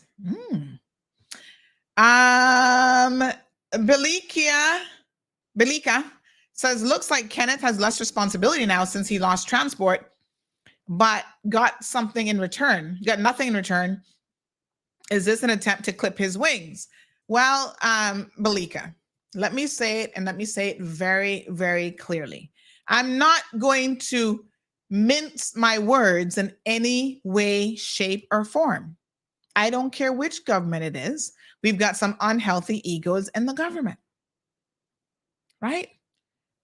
Chris, Kenneth, and Jay, their names have been the ones that have been coming up for a very long time, that they're giving the premier a warm time. He's having to babysit them constantly, constant issues, constant, all kind of stuff. Now, Jay's a little bit more skittish, right? But remember what Jay did with the whole Makiva situation, because Makiva was traveling with him. And when it started to hit the fan, Jay is the one who announced that Makiva is going to resign. Nowhere in the world do you see a minister making that type of announcement over the leader of the country, the leader of the PAC administration, or whatever administration is in. That is an unhealthy ego. Right? It is. And so it is those things that have been happening. Them going after the what was her name? The chief medical officer, and then trying to lie Thomas Sandy got the story wrong. Not only did I not get the story wrong, there's some very high-ranking non-politicians who said to me, young lady, I don't know what your source is, but you were spot on, and they were there. Y'all look at my big eyes this afternoon, because y'all making me, I'm supposed to be cleaning and decluttering. Y'all messing with my afternoon decluttering time. So if that's the case, we're going to just speak the truth and don't mince our words. I'm just saying. Y'all understand me? All right. I'm just telling you what it is. Vicky says this lunchtime is hot, sandy Red Bull mixed with rum. I might have to start drinking after this, but no, honey child. I'm drinking water, and I've been putting some vinegar mixture in my water to try and help with that A1C number. We're still working on it. But yes, honey. Hello, Instagram people. Let me see what Instagram people going on with. What they saying up in here. Let's see now. Not the afternoon, decluttering time. Y'all here? Don't be mixing her. Nah, mix her. Yes, honey child. I tell you, I had good intentions of decluttering. I had my little organizers and all kind of stuff. And I'm going to be donating some stuff to John Gray. I told y'all that this morning. So that's part of my decluttering. I can do one big bin of stuff for them. I'm going to give them tripods and microphones, all kind of stuff. Watch out, John Gray Media Club. They got someone go large and in charge. Somebody says, so is Chris's entourage gone too? Which entourage? The people that were going to the airport and getting through security without going through the proper protocols? Yes, Stefan, Vincent, Frederick, please don't make the PPM pay you again to run and try and mess up no election, because that was the dumbest thing in the world. We need some real people. Danny Warren Jr. in the house. Hello, Danny. Hi. It looks like you're cleaning out the country's cabinet instead of your closet. And not my own, right? Let me ask you a question. Do you think the problem is one man, one vote? No. I think the problem is the voter. Mm-hmm. And who we voting in? That's right. There's certain people I would never vote for, ever. And so we need to think about who is selecting the people. Oh, God. By the way, I'm aware that our Instagram people can't hear Denny, but Denny's saying that one man, one vote is not the problem. It's the people, the voters, and who we're selecting, because he said some of those people should never have gotten a vote. Stephen is late to the show, so he says, what happened? Has cabinet changed? I missed the beginning of the show. So Stephen, former Deputy Premier Chris Saunders is no longer Deputy Premier. He's no longer a minister. He's no longer a PAC government member. And the additional changes are, we now have MP Dwayne Seymour. I tell y'all, boy, don't Dwayne Seymour keep telling y'all, regardless of what you think of his intellectual capacity, he said his entire life, I kind of chuckle now that I reflect on this. When he swapped over the PAC government, he gave this story about how throughout his entire life, he said people have always underestimated him. They always say, oh, John, yeah, he not got no sense, blah, blah, blah. And boy, John always pulls it out of the bag. He always surprises people. So the new Deputy Premier is the Honorable Juliana O'Connor Connolly. No real surprise there, I suppose. She keeps her two ministries. Honorable Dwayne Seymour is now going to be Cabinet Minister for the Ministry of Border Control and Labor, which he was the Parliamentary Secretary for. So he should more or less know what was going on in that ministry.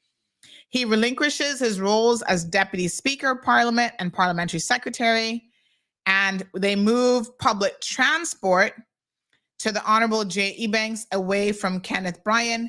And I think that that's a logical move. I mean, hopefully Kenneth doesn't feel a way about that, but I think that that makes sense because the Honorable J. Ebanks has National Roads Authority, traffic management, and now this is seen as a consolidation of all traffic-related matters under the Ministry of Planning, Agriculture, Housing, and Infrastructure. Makes sense. Kenneth will be Tourism and Ports, and all other ministerial responsibilities remain the same. And oh yes, the Premier has picked up extra responsibility as well, because now he has to take over Ministry of Finance and Economic Development, which previously fell under Minister Saunders. So it is what it is. There was a lot of people that felt very uncomfortable with the previous minister, Saunders' very strong Jamaican connections and his constant wanting to dabble in Jamaican politics, right? And like I said, it's a very interesting thing because Caymanians are Caymanians. We're not Jamaicans, right? Even when we have Jamaican family members and we're married to Jamaicans, Caymanians are like, listen, if Jamaicans can be fierce about being a Jamaican, and Jamaicans are very fierce people about their national pride, and we love that about Jamaicans, right? The export of reggae music and dance hall music and all this kind of stuff. Everywhere Jamaican goes, they let you know that first and foremost, they are a Jamaican. They are loud and proud, and no matter how long they live in another man's country, they are forever a Jamaican. Not wrong with that. In fact, Caymanians need to pick up a little bit of that kind of energy. Okay?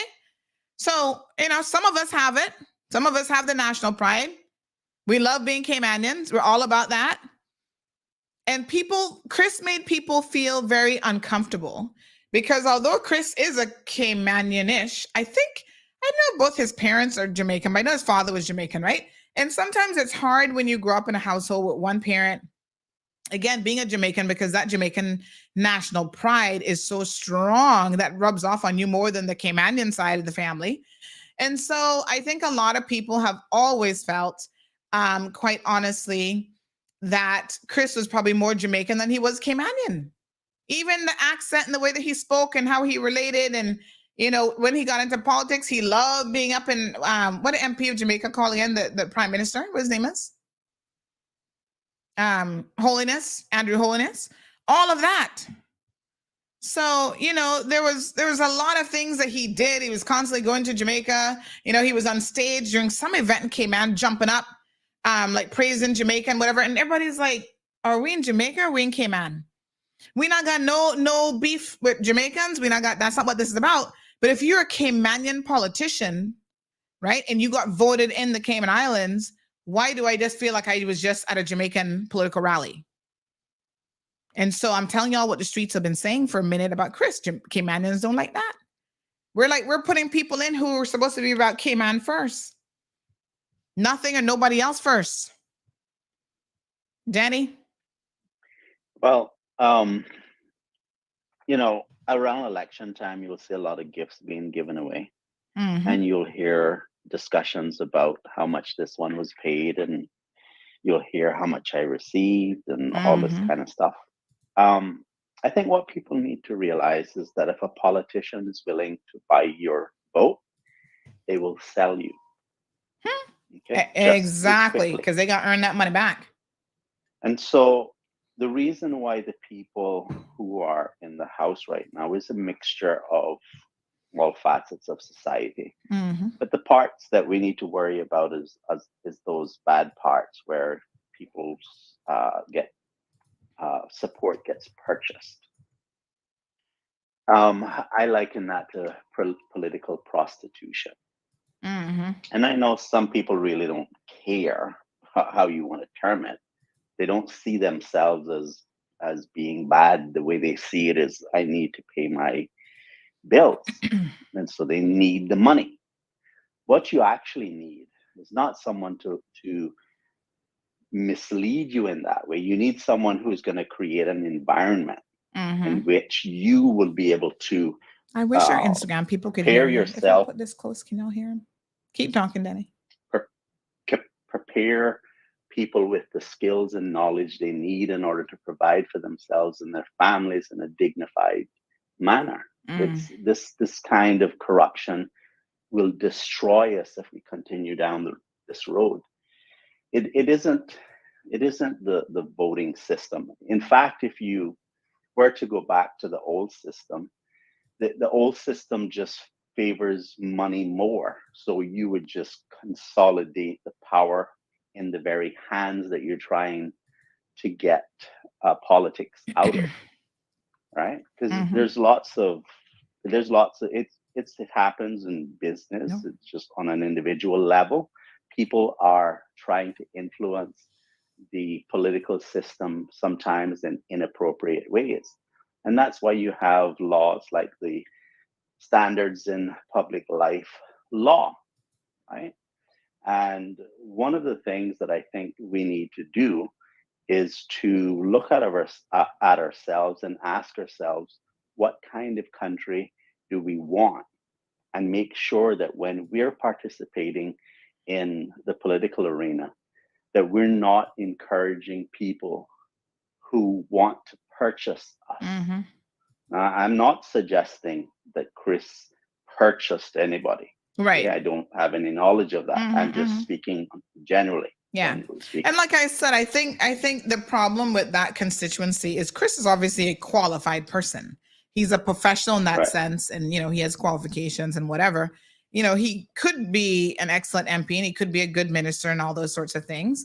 But the problem really is that there wasn't another qualified option. So there was a lot of people who felt like they voted for Chris by default. And there's a lot of people like myself who had high hopes for Chris and really felt like he could and would actually do a good job. So you give people a chance. Let me butt in right there. A lot of good people don't want to participate in a system in which they have to do things illegal in order to get elected, and buying votes is illegal. So if you want a better environment in which politics is conducted, then you have to make it conducive for good people to win. Because if the advantage is given to those who have the most money with the least amount of scruples, then you're only catering to the lowest denominator. And that's not going to, ultimately, that's just going to destroy us. All right. Thank you, Danny. Appreciate it. All right. Take care. So for Instagram users who couldn't hear Danny. One second.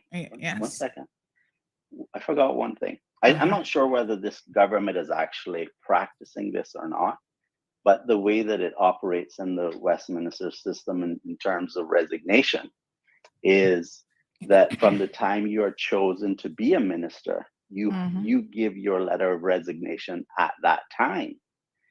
And if it becomes necessary, what happens is that you're, like, say in an instance like this, let's say that he gave his resignation a year ago and it became necessary for the premier to accept the resignation at this point in time, then you would leave the office of minister. Yeah, I don't think we do that. I'm not sure. Yeah. I'm not sure if they're practicing that, but that's how it works. Yeah. Okay. Thanks, Denny. So Denny was saying, for the benefit of the Instagram users, try to sum it up quickly, is that essentially, you know, the problem is that we, the voters, are out here selling our votes for little or nothing, some of us. And so we have to understand that in those circumstances, and he made it very clear, he's not accusing former Minister Chris Saunders of this, but just generally speaking, one of the reasons why we get such low caliber of individuals is that we're voting people in for the wrong reasons, whether it's buying a vote, selling a vote, whatever, voting because they're family, they're friends, whatever. Those are not the right reasons to really vote someone into office. So let's get caught up on a few questions. So Miss Elaine says, she says, these egotistical men need a colonoscopy. And she says, every ego is unhealthy. Miss Ann says, and Chris Saunders is the member that sent his personal gardener with Tony Scott on my property and chainsaw down all of my mature trees. The result is the 100-year-old fig tree died. Karma time. Wow. Damn. Anita says I should try drinking neem tea every day. What's this neem tea? I've not heard of it. I'm going to look it up. Thank you very much, Anita. Appreciate it. Marshall says you're decluttering all right, just not what you actually were supposed to be doing. I know. What a hot mess. Ms. Brenda says the present system makes it very easy to buy votes. But again, I don't think that has anything to do with one man, one vote. Caymanian's been selling and buying votes and whatever forever. Forever. So, you know, that is nothing new. It's probably gotten a little bit better. I think it used to be worse and so in your face. Ms. Nona says the civil servants have been through many governments. They have seen many types of personalities pass through them, and most of them were not so good. They've taken many licks over the years from governments and don't want to take it anymore. So they need to start to put a stop to some of them if it's at a cost. They know that their jobs will be threatened by them, but it looks like this is what has to take. Jonathan's asking who's selling these votes because he's not gotten $1 for his vote yet. What a mess, Jonathan. Aldely 32 says Mr. Saunders hardly acknowledges his Jamaican roots. Okay. I don't know. Yardy Chick says, Sandra, but you are a Jamaican, so you also have the same trait. Okay. So Yadi here to tell me what I am. I'm a Jamaican. Do I have a Jamaican passport? No. I'm married to Jamaican, so I have a right to Jamaican passport, and I won't be applying for one because I already got 2, and for me, 2 is enough. How am I Jamaican? My grandfather was a Jamaican, so yes, I have Jamaican blood running through my veins. Obviously, we got connections to St. Mary and probably other places in Jamaica. Does that make me a Jamaican? No. I was born in Georgetown Hospital. Let's break it down for you, Yardy Chick. I was born in Georgetown Hospital. Only visited Jamaica probably 11 years ago for the first time in my entire life. I have a child who's half a Jamaican. This has nothing to do. I don't know. Why are you getting up in your feelings? Why do some Jamaicans get so stupid and up in their feelings about the simplest things? Nobody is insulting Jamaicans. All I'm saying is, as a Caymanian, I'm a voter in this country. Yes, okay? And there are other Caymanian voters in this country. They will not be voting in a Jamaican politician into public office. And all I have said is that some people have expressed on numerous occasions to me that they did not like the fact that Chris came off as more Jamaican than he did Caymanian. Why is that insulting you, Yada Chick? Why is that? I just threw that nugget out there, and that's what you're obsessing about. And somehow that has you all up in your feelings, honey child. Come out the feelings. It's not a good look. Jonathan says that his MP must be cheap. What mess. Marshall says the voting people of Cayman just need to remember all that has taken place with some of these politicians and MPs, we gotta remember. Olive says, boy, the way how I broke you now, me would have sell my vote. Lord Jesus. Winnie, let me see, Instagram, Winnie Vanny says, same here, Sandy. I had high hopes for Chris, knowing that he would do a phenomenal job. I'm so disappointed. Any other comments from Instagram? Hello, Instagram folks. Sandra, don't start. Stick to the script. You know, for real. Tell that donkey how it goes, says RMR 345. Child, I don't know what he'd be getting all upset for me for. I mean, I say nothing bad about Jamaicans, you know, but y'all be like, I'm like, phew. Calm the hell down. Step back. Hello, John Flemings. How are you? I remember hearing during the 21 elections that people were voting for Chris due to the Alliance candidate. I'd imagine this is exactly why he had such a large margin in the 21 elections. What you've lost me, John. What Alliance candidate? I have no clue what you're talking about. Alliance candidate. Fill me in. I must have missed something. I thought selling votes and stealing ballot boxes was only a Jamaican thing. No, honey child. Well, I don't think we steal ballot boxes. I don't think that's ever been done. Not in recent times. I might have heard of a story in the olden days about that. But I would say that our voting system is pretty good, but the selling of votes is something that is ingrained in our community, and it's hard to get people to understand why they shouldn't do it. So here's one sensible person. This person says, let me find that comment. I saw it earlier. This person says, oh, yes. If a voter sells their vote for turkey, they deserve to be ruled by one. Yes, sir. Somebody else says, wow, not good news. This has the potential to destabilize the government. Thinking that because all of this reshuffle has happened so quickly that A, Panton knew what was coming and like a good Boy Scout was prepared, or B, Saunders was fired and Panton has let him resign instead of to save face and keep the party looking more stable and unified. Just my thoughts. Well, I think it's fair to say that Saunders would have definitely, the premier would have definitely seen this coming, because again, the rippling story for a long time has always been that there has been friction between certain personalities politically that are even part of the PAC government. And like I said, really, it's somebody said, I think John is talking about the C4C alliance. C4C, when were they around? Someone says, boil those needed leaves the Indians drink daily.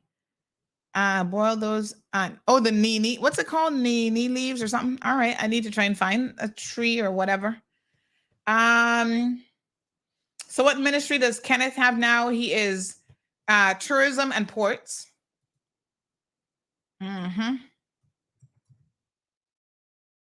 Coalition for Kima. Yeah, I remember C4C, but when was C4C around? That was before 2021. What year are we in?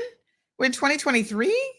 C4C was before the so we had an election in oh Lord, what year are we in now? We had an election in 2021, right? The C4C wasn't around in 2021. Nobody wasn't riding with no C4C. I don't know what that was about.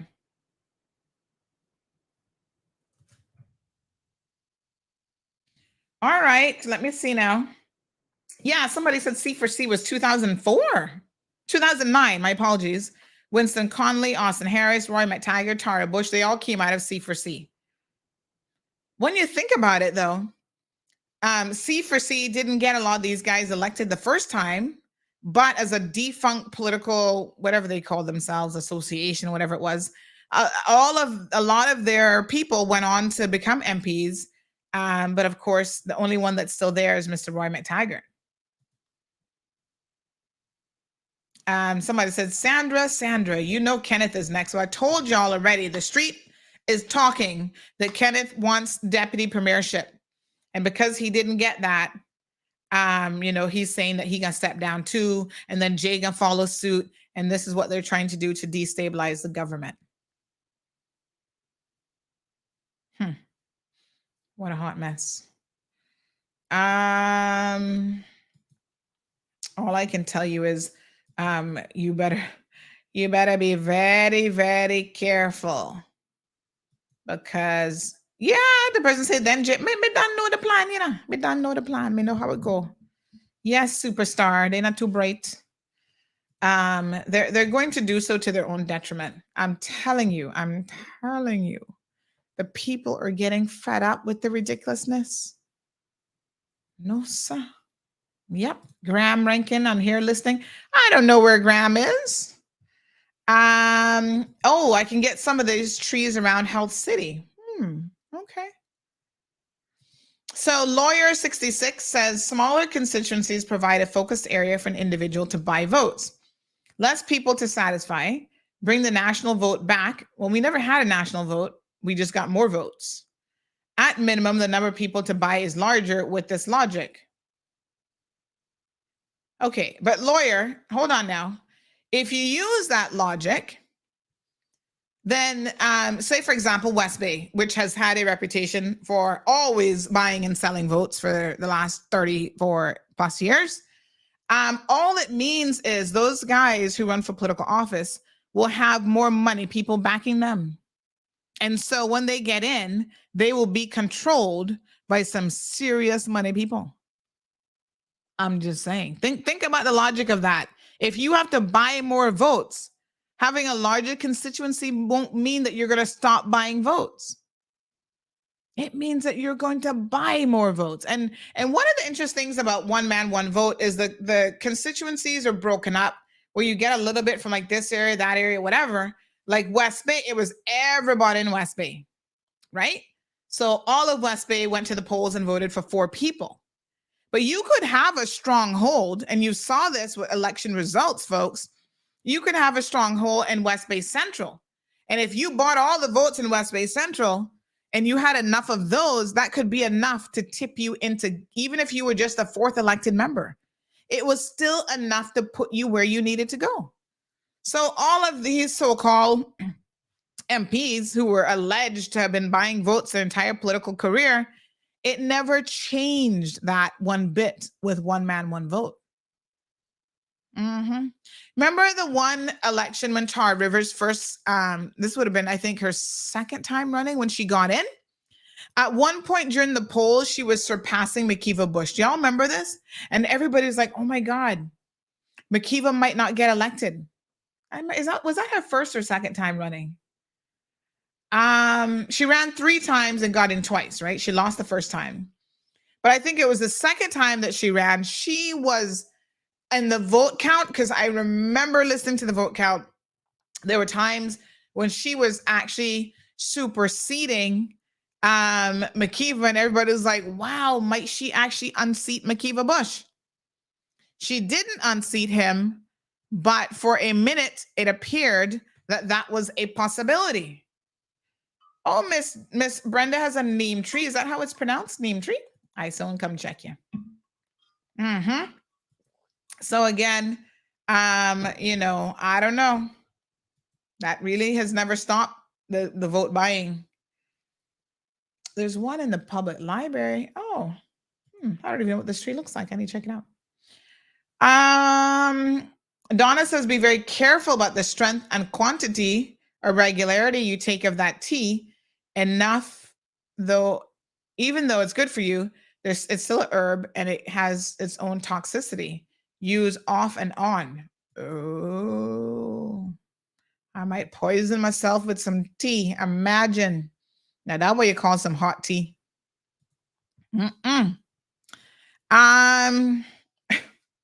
Michael Jefferson coming straight out. Michael came up with some big guns. Pow, pow, pow, pow, pow. He's like, Kenneth needs to go. He's an idiot anyway.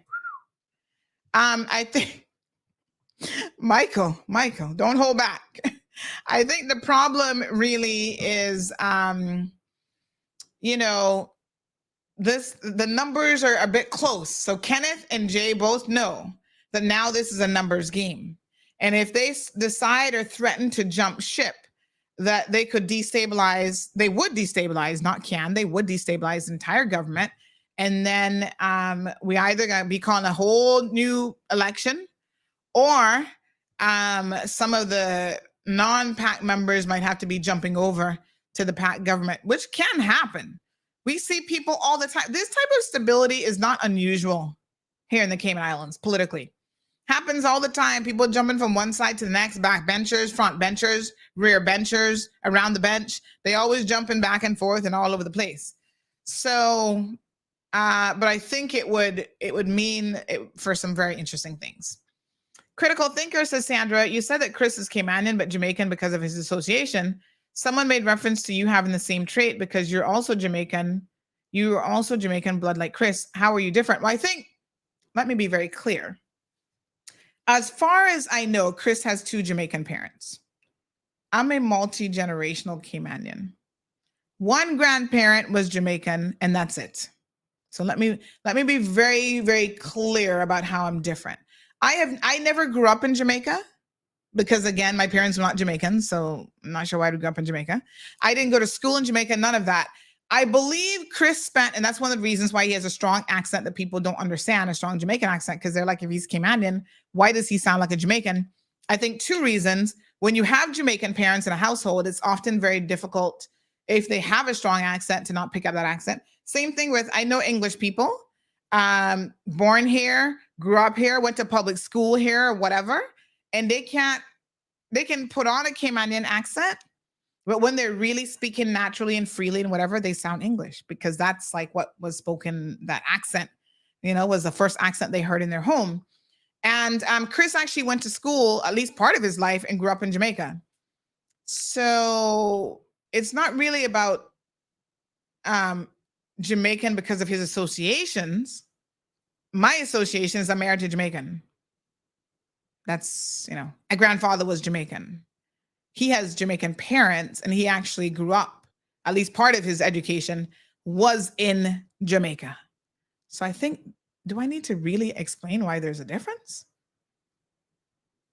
People are more likely to think that I'm American than I am Jamaican, that's for sure, because I actually grew up in America. I spent 15 years of my life in America. I left Cayman as a 4th grader, and I went all the way through elementary school, middle school, high school, first university degree, and then I moved back to Cayman. And I've not held any other citizenship ever. Gave it up. I didn't have citizenship, but I gave up my residency. Didn't want it. I could have I've actually been through immigration in the US, and they're like, are you going to apply for citizenship? And I'm like, why? I don't want it. Take your green card back. I don't want that either. But anyway, it's not really about me. And to be clear, Critical Thinker, I'm not saying anything about Chris having Jamaican connections. My point is, one of the criticisms that the voters have always had of Chris is they have felt that he is more Jamaican than Caymanian. And there are Caymanians. Where's Carmelie? That's my sister, but she kind of one of them too. In many respects, Carmelie is more Jamaican than a Caymanian. She's lived in Jamaica, right? And you get a certain attitude and whatever. So, somebody said, why are Jamaicans always in their feelings? I don't know. I don't even know why this is a real discussion here this afternoon. Michael says he wants to raise the population and we can't even manage what we have now. Running out of water. Ms. Della says there's no loyalty among ... politicians. No loyalty amongst thieves and none amongst politicians either. Oh, thank you, Donna. Just that I can get that to you anywhere. All right. Marshall says that those looking to step down need to be put out to pasture now. Hello, Denny. So if all of the people that want to be premier, right? Yes. What is it that the current premier is doing that they want to do differently? I have no clue. I don't think they have that kind of forward thinking or plan. I think that this is really just all about, oh, we've got Mr. Balik on line. No, I think that this is just all about position. That's what I'm telling you. It's an ego problem. We've never heard them criticize. Like I said, I've directly asked the question of Chris in particular, and he said Premier Panton is the man for the job. So I'm confused. You say one thing, but then really, sorry. Well, what I was going to say is that because what the premier really does is he doesn't dictate what happens. The premier interacts with the governor to keep the governor informed about what cabinet is doing with its policies. It's the majority of cabinet that makes the policy decisions. So, I mean, Mr. Panton is a minority in cabinet, right? So the he can have desires about what he would like to see done, but at the end of the day, it's the majority that formulates that policy. And so the only thing I could think of is that when interacting with the UK, like I guess he gets paid a little bit more money. He gets paid a little bit more money, but I mean, yeah. Well, is it about money? Well, for some people, it's all about money. I don't know. Yeah. All right, honey, I mean, what you're going to be able to do is, even in interacting with the governor as the premier, the only thing you can communicate with the governor is what the cabinet has decided as its policy. And why would people want the premiership when they don't even like the governor and they always cuss out the governor and carrying on? That would be a very difficult relationship to then be premier and have to meet with him on a regular basis. I mean, that would be uncomfortable for more people than one. Yeah. So I don't know. Well, the other thing that I think that people need to consider, because some of your comments is about people being able to run for office. I've talked about this quite a bit. Me and actually the caller on the line is that people need to actually understand certain laws, like the Public Service Management Law and even the Constitutional Order and so forth, because those things outline administratively how we should be functioning, right? And so if you go in with the view that even if you would like to see those things differently, you still have to know what is the current situation so that you could live by those rules until you change those rules. You couldn't just jump up and say, well, I don't care what it currently says. And, you know, you and I have had a lot of discussion about how they have amended Section 17 of the Anti-Corruption Act about when it comes to about making decisions. And that's one of the things that really concern me. If we find ourselves in a situation where people are going to go rogue, we need to have the ability to rein them in. And that's part of the reason why amending Section 17 of the Anti-Corruption Act in that way really concerned me. I'll leave it there for right now. All right. Thank you very, very much. Okay. So some more comments coming in on the live feed. DJ Yo-Yo, buenas tardes, DJ Yo-Yo, ¿cómo estás? He says it doesn't matter who we put in power. At the end of the day, they all end up bending up to the bad side. It's just a matter of time. They all say one thing and a few months later, they turn and bend to the opposite side. Watch. Oh gosh, DJ Yo-Yo don't have no faith. Marshall says they're always in their feelings because they are too thin-skinned. Miss Olive says the number of viewers up is what so much people on lunchtime or bun time for the bosses. And any day you're not on CMR, I'm not watching that day. You're so funny. Aw, thank you, Miss Olive. Good morning, caller. Welcome to the program. Good morning, Sandy. First of all, let me start by commending you for how much energy and decisiveness you are showing this morning, especially considering that this is your second session on and you haven't lost any energy. Thank you. Yeah, especially that you claim that you're about to reach 50, which I still don't believe, but we'll leave that for today. I appreciate it. Thank you. Yeah. Now, you see, what has happened, I mean, a lot of people, I think, are talking about the whole issue of is it one man, one vote, which is a problem, which I don't think it is. But I think that's the discussion that needs to be had about the political system in Cayman at the moment. You see, when you get elected in Cayman, there are some people who, from the very beginning to the end, they are independents. Then there are some who are in a political party. Then there are some who are not in a political party, but they say, well, but I'm allied to the PPM, you know, or I'm allied to the other group. And the issue, and I think this came to a head in the last election, if you get elected and in all probability you get some extra votes because you are part of a political entity and then you win, should you be allowed after that to ditch that political entity, cross the floor, and still retain your seat?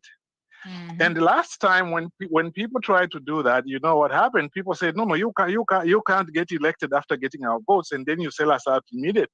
And I think that issue needs to be re-looked at to find out whether it works for Cayman. In the UK, it kind of works, but just like you were saying before, that certain things will work for Cayman, for Jamaica, but not for Cayman. I wonder whether that system is working well in Cayman. So to me, I think that you should seek a fresh mandate if you are going to change your political party or alliance. On top of that, I think there should be again the issue of recall of candidates. If candidates, you don't like what the candidate, your candidate or your person who you elected, you should be able to recall them. And I think if we put those two rules together, we may contribute significantly, I think, to the level of accountability that members of parliament should have. You see, even in the UK, you remember when Rishi Sunak, just before he got elected, there were 3 candidates left in the final round of voting. Now, both those ladies were beating him when they did the polls. Like, in other words, if the election had gone to the party people, he was going to lose against either lady. He only became prime minister. Why? Because the political establishment wanted him. And even in the UK, they are questioning this idea that your premier is not directly elected. That you go to an election and you're saying, okay, there are 2 parties here. Whoever wins, whoever party wins will become premier. Okay, you only indirectly elected that. But now we have seen in the UK also there is an issue. The result of an election can be different, whether it is the party people who vote or it is the electorate. In Cayman, I think consideration also needs to be given to having the premier directly elected and also inserting those 2 rules which I've mentioned. I think a discussion on those lines might yield a little bit for better accountability. That's my little contribution for today. Thank you very much. I appreciate it. All right, my dear. Okay, so folks, go ahead. I'm going to thank the folks on Instagram, IG folks. Always feel free to jump on YouTube or Facebook. But you guys have a good afternoon. We're going to start to wrap things up just a little bit here. A few more comments, definitely of interest. So Marshall says he was lying when he said that. He was secretly lusting for the job. Lusting. Yes, honey child. Miss Elaine, somebody said they're eating bun. Oh, Elaine says I'm actually eating bun for lunch without the cheese. Or no, Olive said don't eat it with the cheese. Sorry. And Jared says it's about power, prestige, and position. Ooh, triple P. Triple P.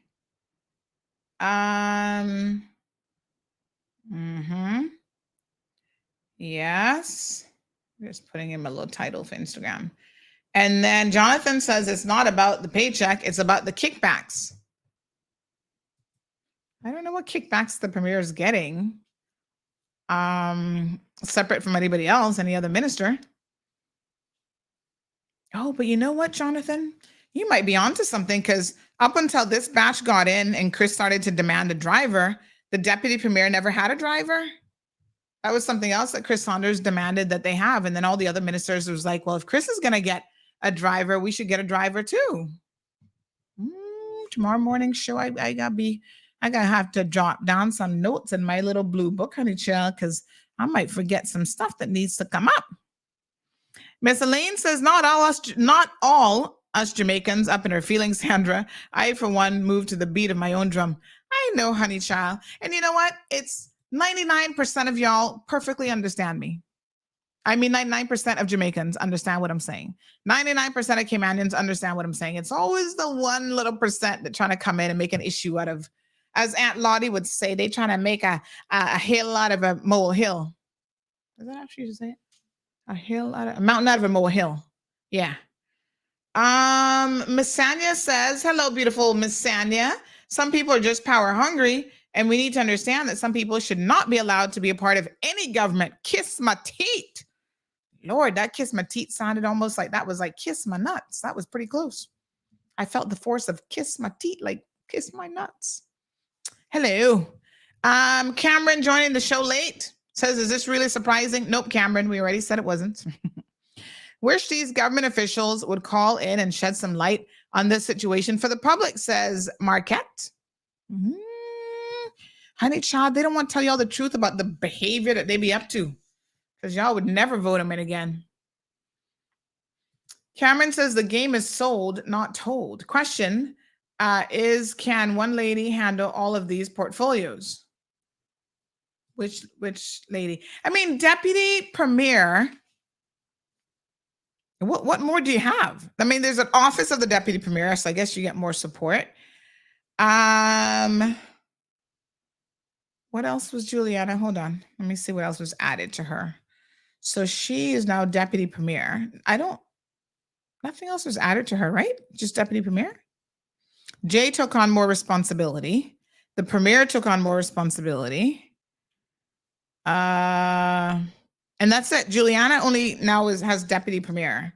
I don't know. I don't even know what the Deputy Premier does, other than to say you're Deputy Premier. And so in the event that the Premier isn't here and you can't act, then you become acting Premier. That's it. And I don't know about y'all, but for the most part, Wayne Panton be showing up to work, honey child. He not sitting down at home. Donna says the shaking has began. Brace yourselves. This is just the beginning.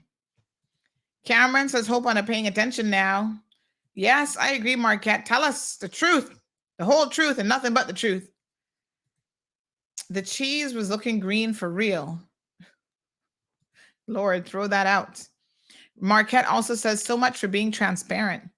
You see, I think, Marquette, they don't want the people to know how petty and all the details of, because listen, like I said before, they're so ridiculous when they claim that it's the Premier who they believe is feeding me information, because any PAC member that looks bad makes the Premier look bad. So even the Premier is probably not going to share with you why he's lost a bit more hair since he's been in political office, because he oftentimes probably feels like he's babysitting adult men because of their childish behavior and their backstabbing and the lying and the inner fighting. And, you know, it's a wonder they get anything done, honey child. I must admit. So she's responsible for district administration and lands. But remember now, that is different than planning, agriculture, housing, and infrastructure.